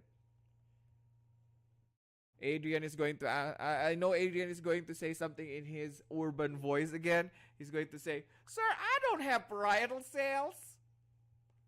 Child, you have some. All right. So where are your parietal cells? Sa stomach. All right, Mayra. Thank you so much. Medyo okay pa naman si Mayra. No? Hindi naman siya galit. Okay naman. Cool. Cool ka man, Mayra. Cool, sir. All right. Okay. We're just making sure. All right. So parietal cells are found in the stomach. And what is the function of your parietal cells? What's the function of your parietal cells? For gastric. Eh. Okay. Another answer, please. Judy Tolentino. Oh, this is the first time I'm hearing from Judy Tolentino. All right, Judy Tolentino. Hi, sir. Secrete HCl. HCl. Yeah, that's one of the functions, but okay. That's not going to contribute to why pernicious anemia occurs, but okay, thank you. HCl. All right. All right, Adrian. Now that you know that you have parietal cells, what's the other one? Sir, it serves as a carrier molecule that binds vitamin B12. Eh? Parietal cells mo, carrier molecule. Cell nga siya eh. Ikaw talaga.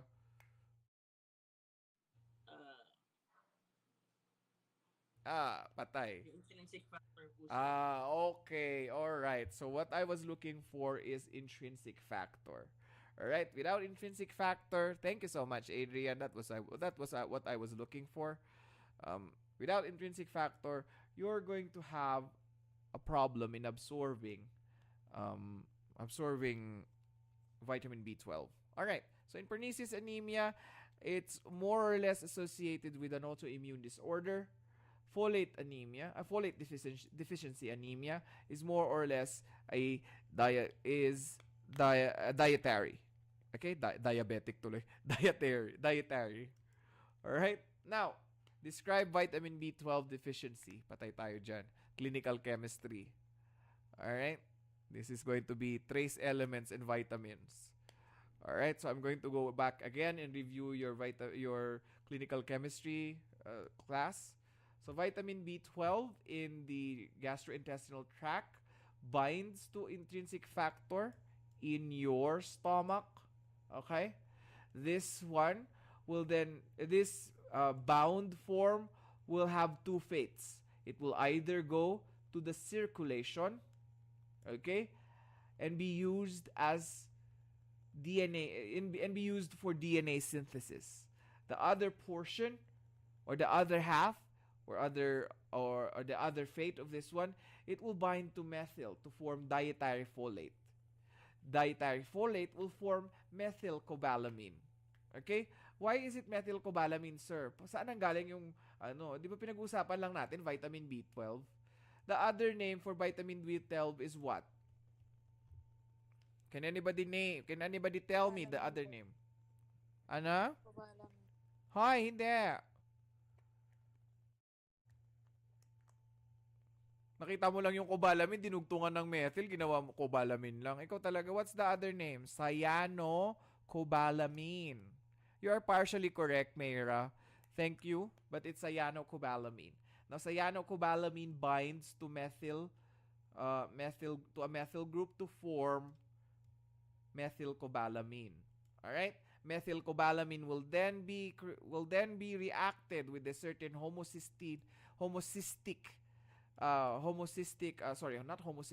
they call this, an enzyme, vanillin mandelic acid to form, or vanillin mandellase to form homocysteine, and homocysteine will then be converted to methionine. Methionine will then be converted to form folate. Okay? Kaya dietary ang problema natin. Why? Kasi kung meron kang problem with your stomach, specifically in patients with anti-intrinsic factor, both folate and B12 will be deficient. Okay? Now, why is it important that I mentioned homocysteine? Kasi, susunod na question ko, what is the important blood chemistry findings for patients with vitamin B12 deficiency? The body will compensate by increasing the amounts of methylmalonic acid and homocysteine. Why? What are these things for? These things are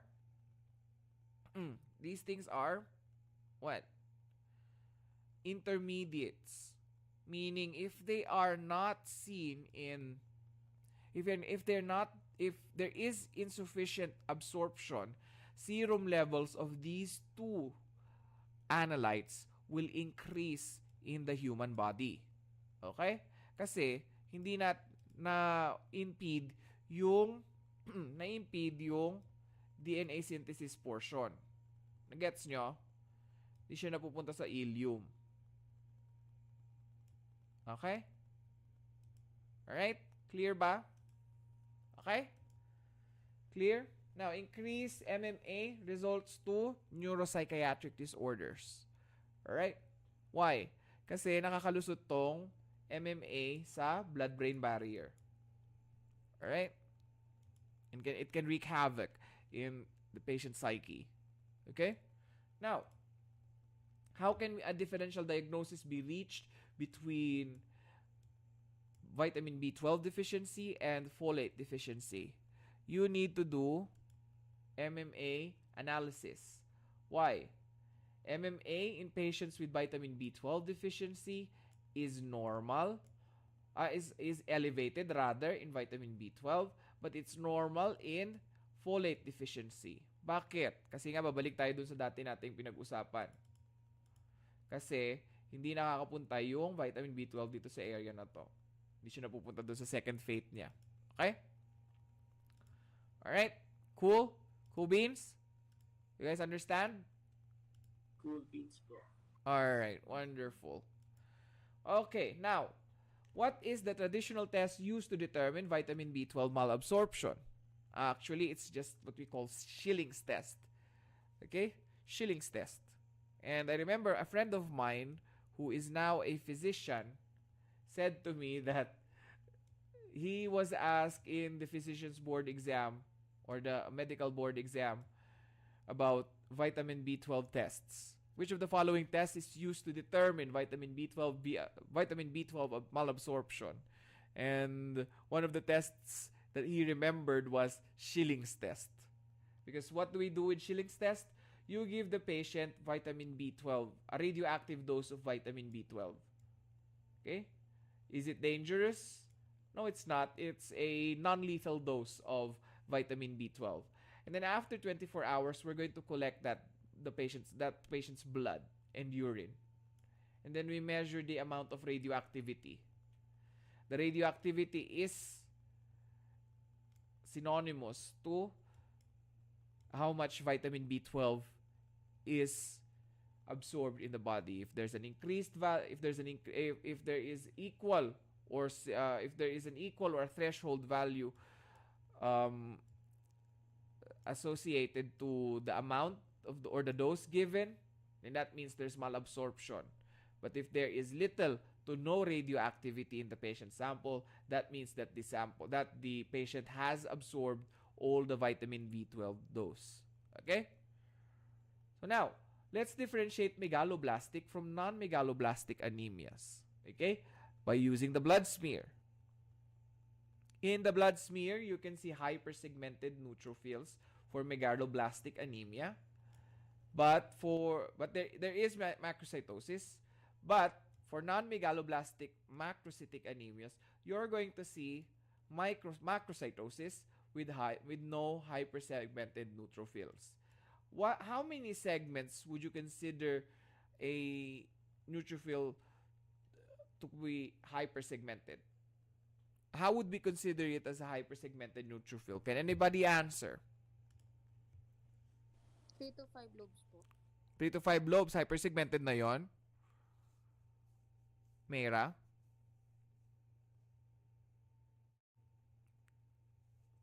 Six lobes, yeah. Alright, so Mera, the correct answer is 6 lobes. Alright? So, you would consider a neutrophil to be hypersegmented if it has more than 5 lobes. Okay? And it's very easy to spot them. They are larger than life tuloy. They're larger than normal neutrophils, okay?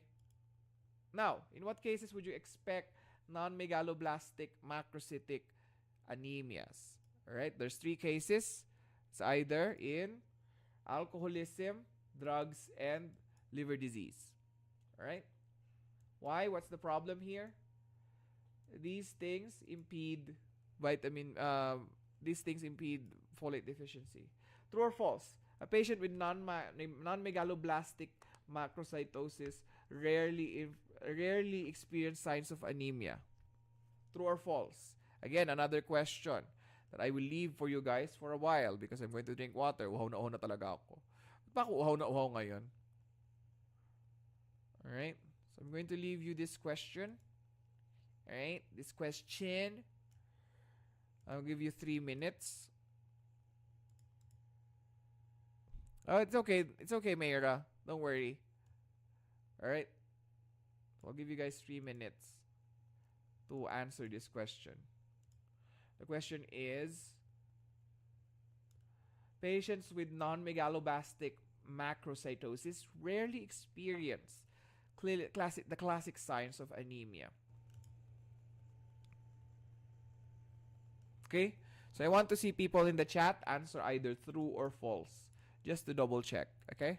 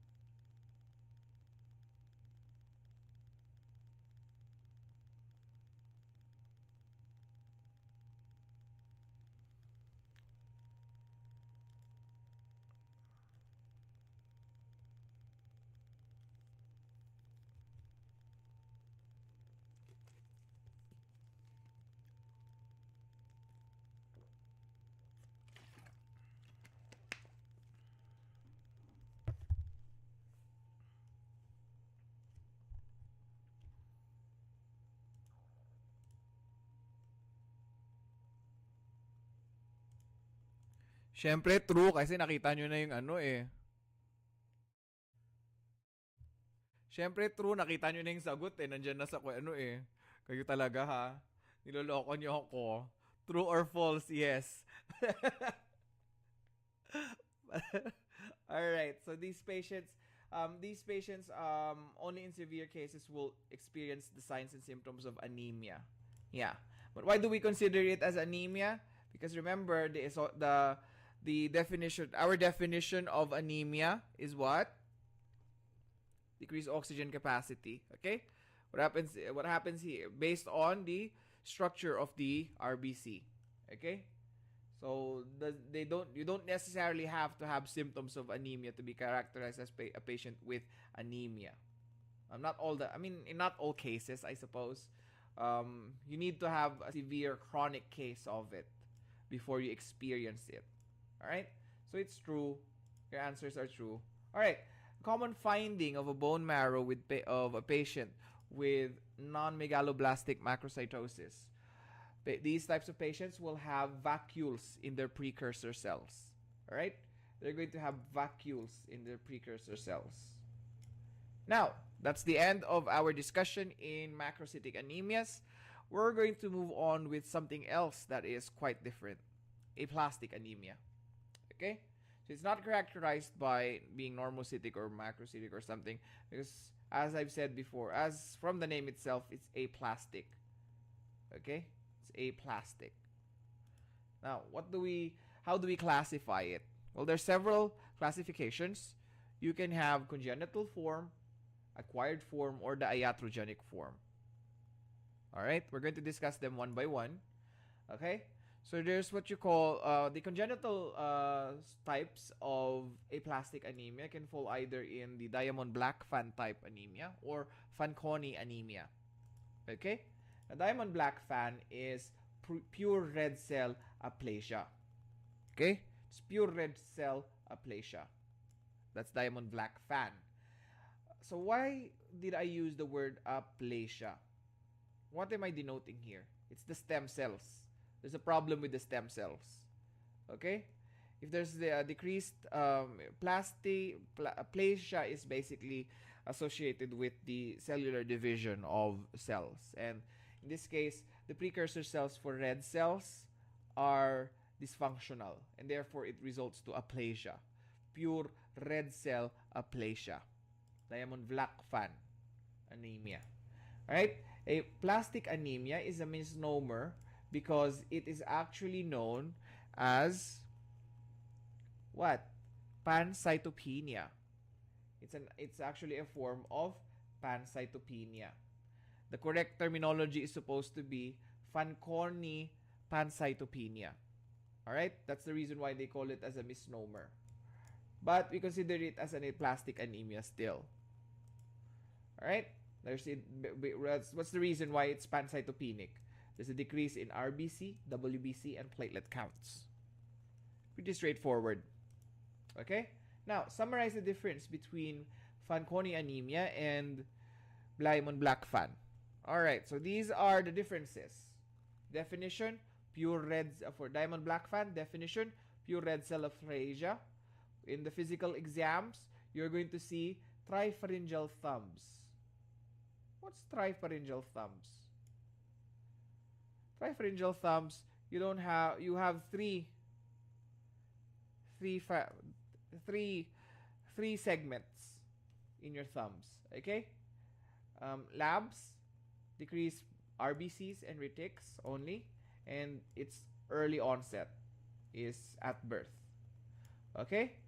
Now, for Fanconi anemia, there's a problem with BRCA2 mutation. This is a gene code, BRCA2 mutation that results in DNA repair impairment. Okay? And this is seen usually in an adult onset. Okay? Physical exams, not applicable because there's a lot of things that happens with patients with Fanconi anemia. Alright? And definition is aplastic pancytopenia. Alright? Decreased blood cell in all counts is the labs. Now, please don't confuse Fanconi anemia with Fanconi syndrome. Fanconi anemia is associated with your proximal convoluted tubules, the inability to regulate your electrolytes. Okay? Fanconi anemia is different. Okay? Fanconi syndrome is also different. So please be mindful of that one. Okay. So what are the types of aplastic anemias? Acquired types of aplastic anemia. Well, you could have idiopathic. Again, the pathology of idiots. We still don't know why. Alright, secondary to aplastic anemia. Secondary aplastic anemia. Let's talk about the second one. Common causes of aplastic anemia, secondary causes of aplastic anemia can be associated with radiation, drugs, toxins, viral infection, and immunological causes. Radiation, what type of radiation do we get? Can result to aplastic anemia? What? Ionizing radiation. Ionized. Yeah, thank you so much. All right, somebody said the answer. Okay, so ionizing radiation. What about drugs? What drug can cause aplastic anemia? Or actually, what specific antibiotic can cause aplastic anemia? Microbiology recall. It's a recall question. Can anybody answer this slide for me?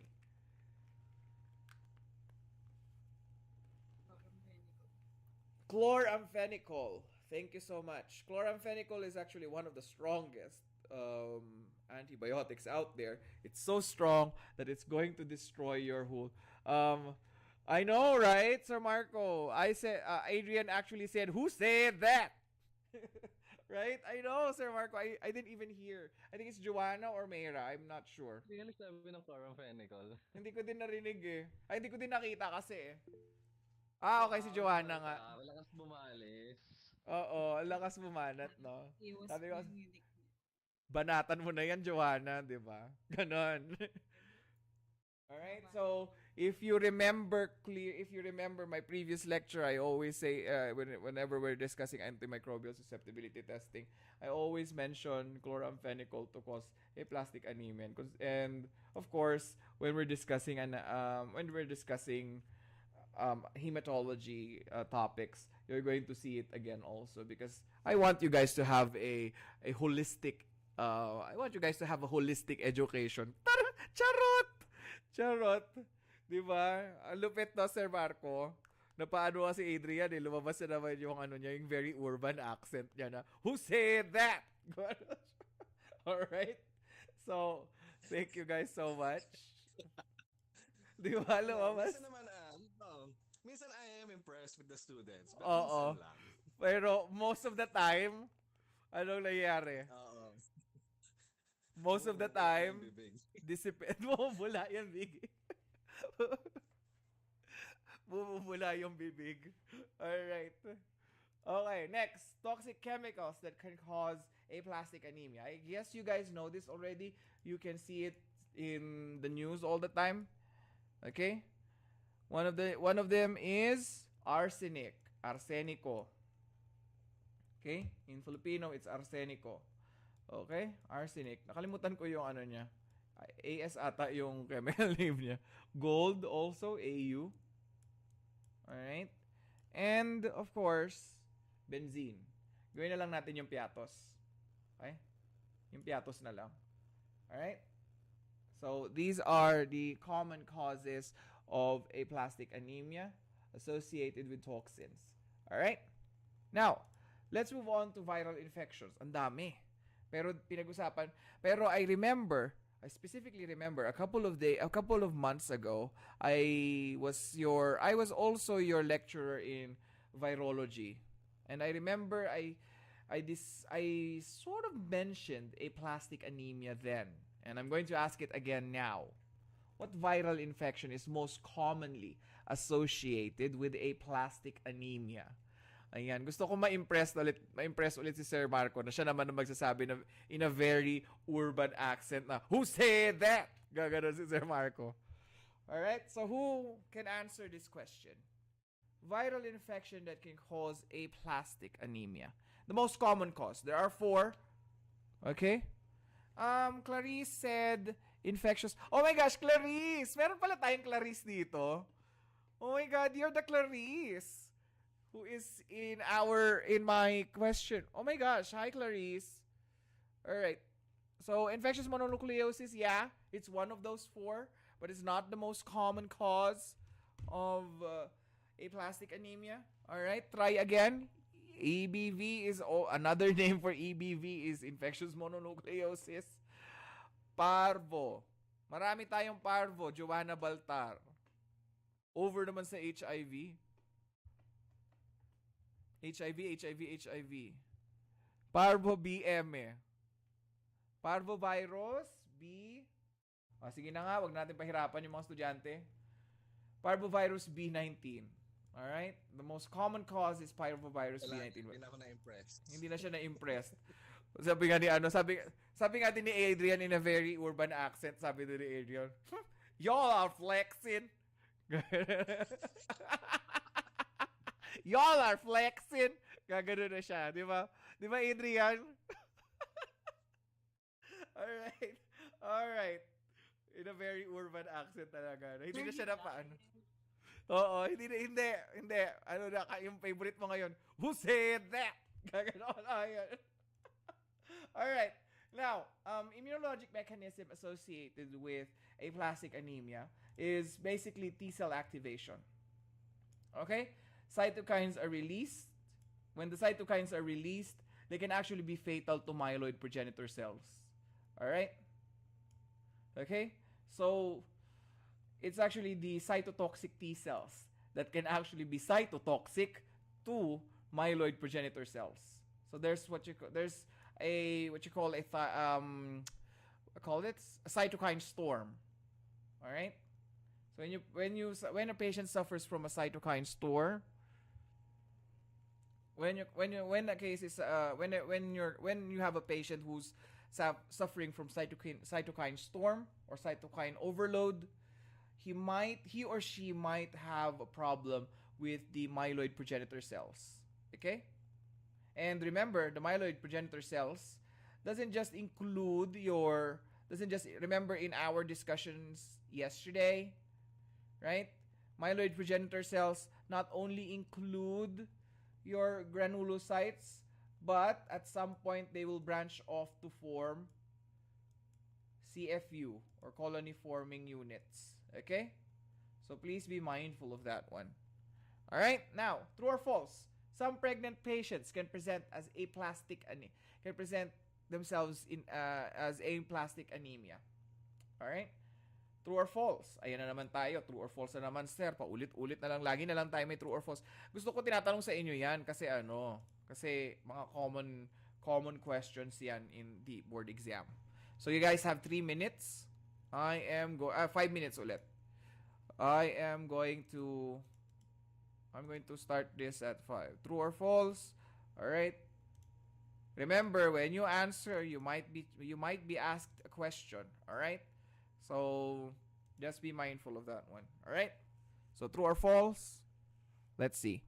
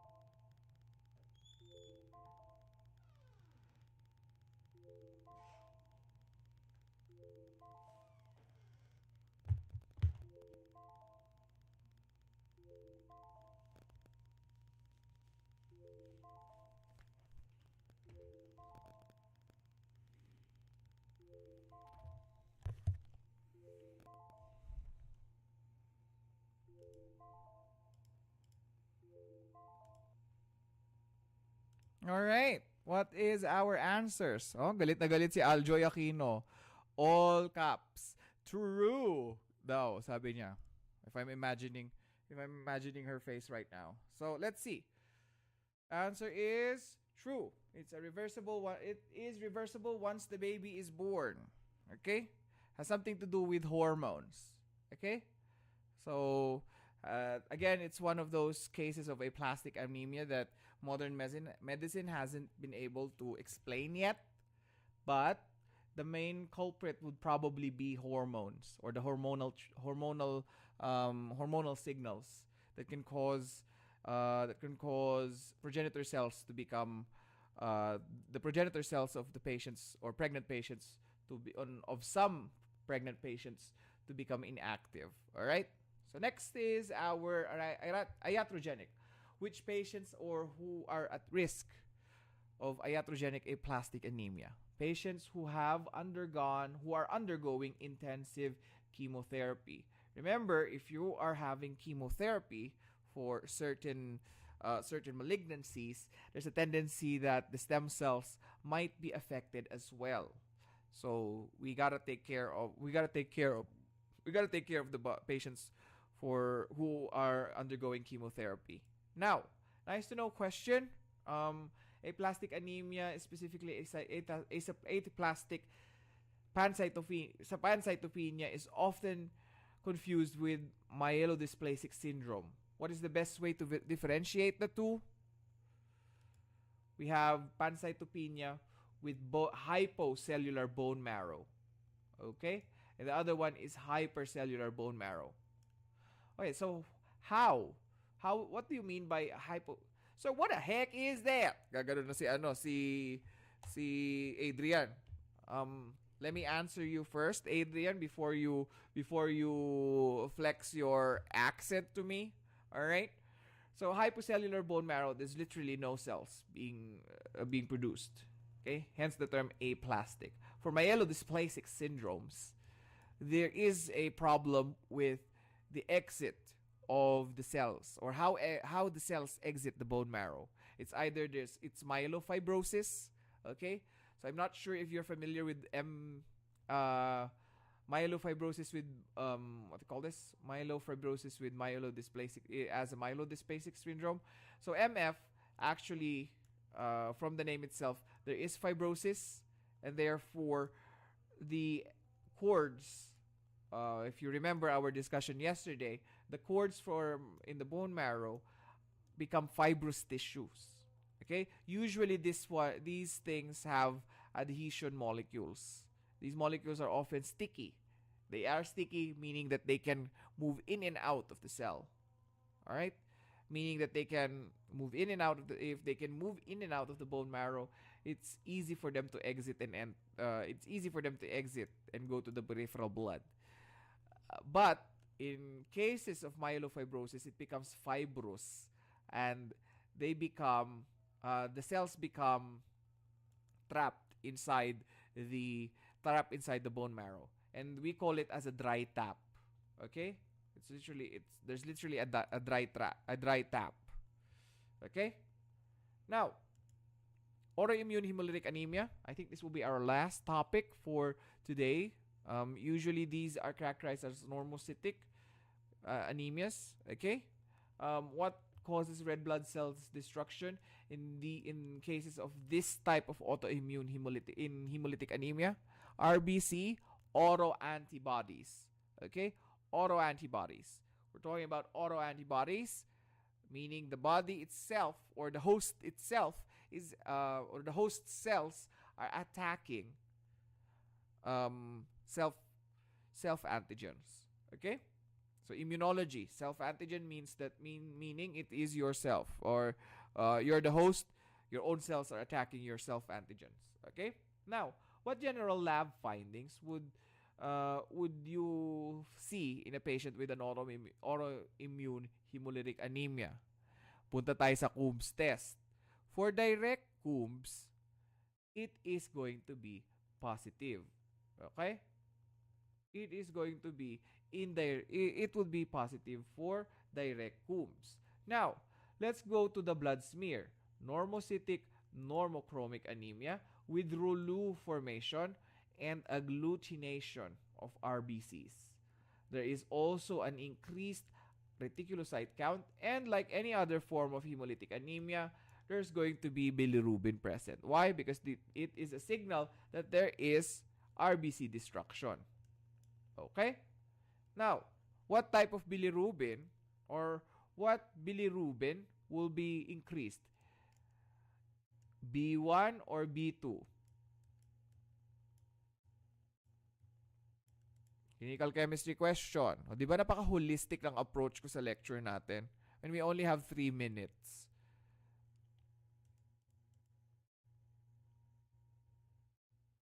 Oh. What's the bilirubin that will increase in this case? B1 or B2? Anybody? Hello? B1.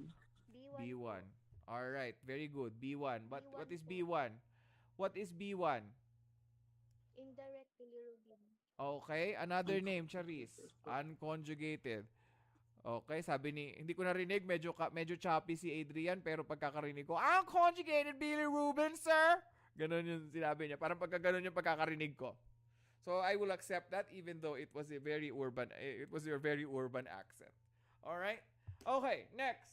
What are the types of immune hemolytic anemias? Where we have autoimmune and alloimmune. Ano ba yan, sir? May autoimmune na nga, may alloimmune pa.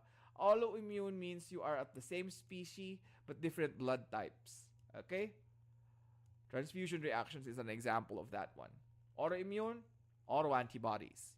All right? You don't need to have transfusion to have this type of anemia in case of an autoimmune disease. All right? Now, what are the subtypes of autoimmune hemolytic anemias? Ano ba yan? Ang dami namang chemi-root. There are 3 types, of course. We have warm autoimmune hemolytic anemias, and of course, your cold hemolytic anemias, and paroxysmal cold hemoglobinuria. So, iba pa yun, sir, yung PCH at saka yung cold hemagglutinins. Yes, it's different. The most common one is your warm hemolytic anemia. Okay? Now, summarize the differences between the 3. Okay? For warm, the IG between the 2. For warm, it's usually around 37 degrees, and it's an IgG class. Okay? Basic understanding. All right? For primary causes, primary causes in effect is on children. Dapat effect, dapat not affect.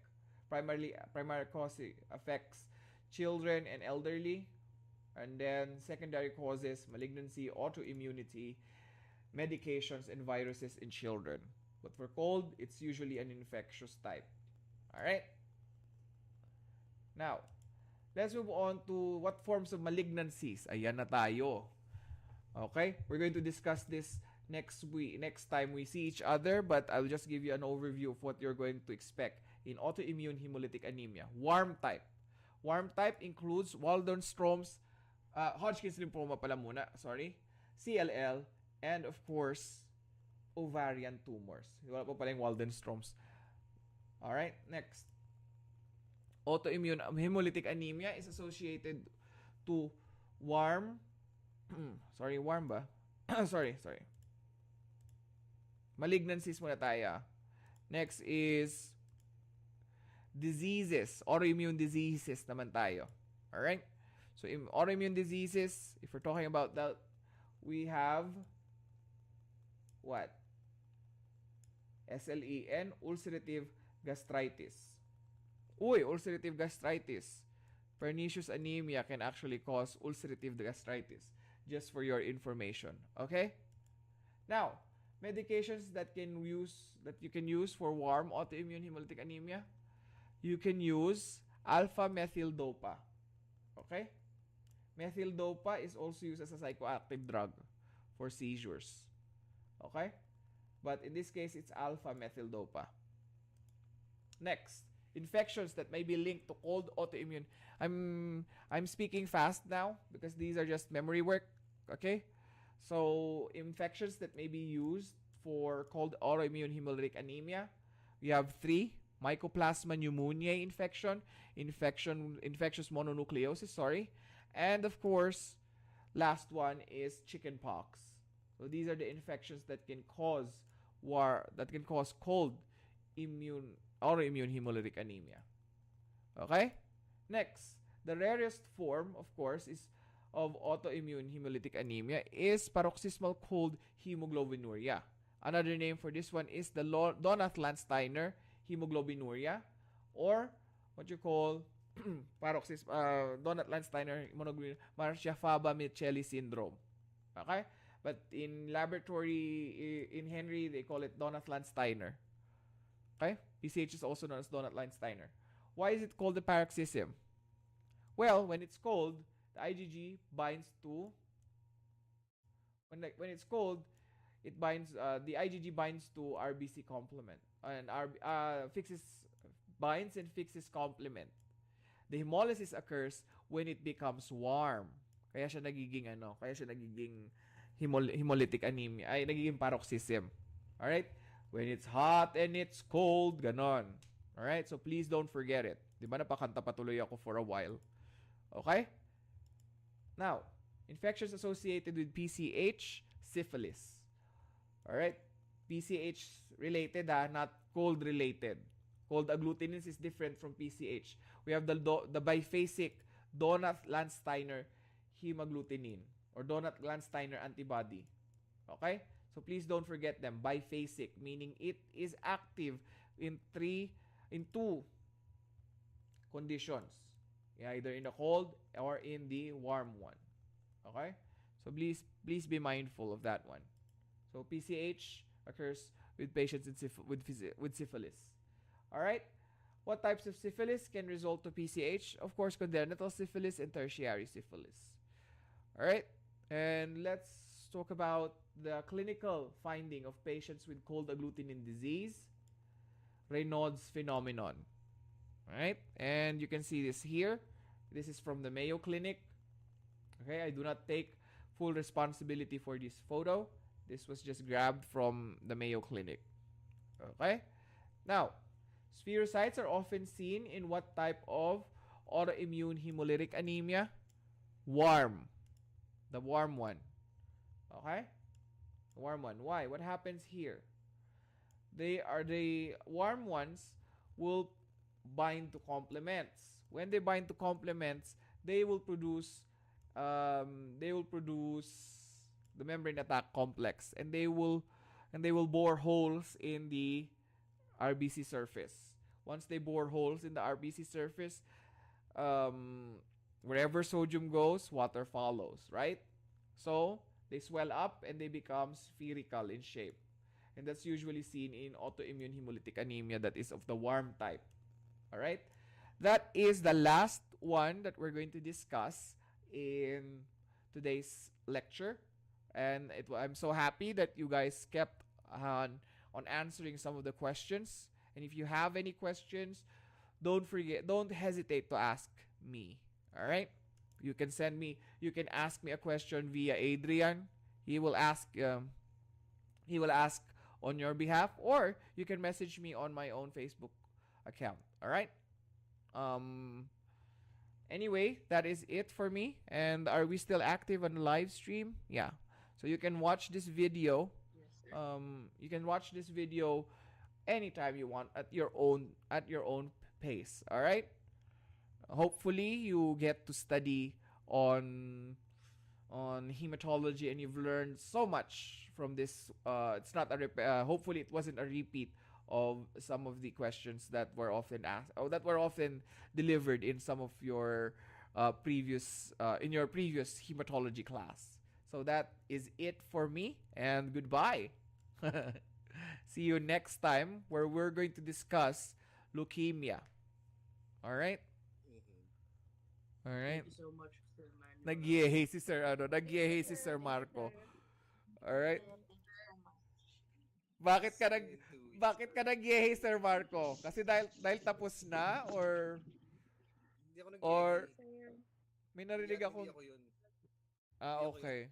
Ah, hindi ba ikaw yun? Nakala ko si Sir Marco, parang ano eh.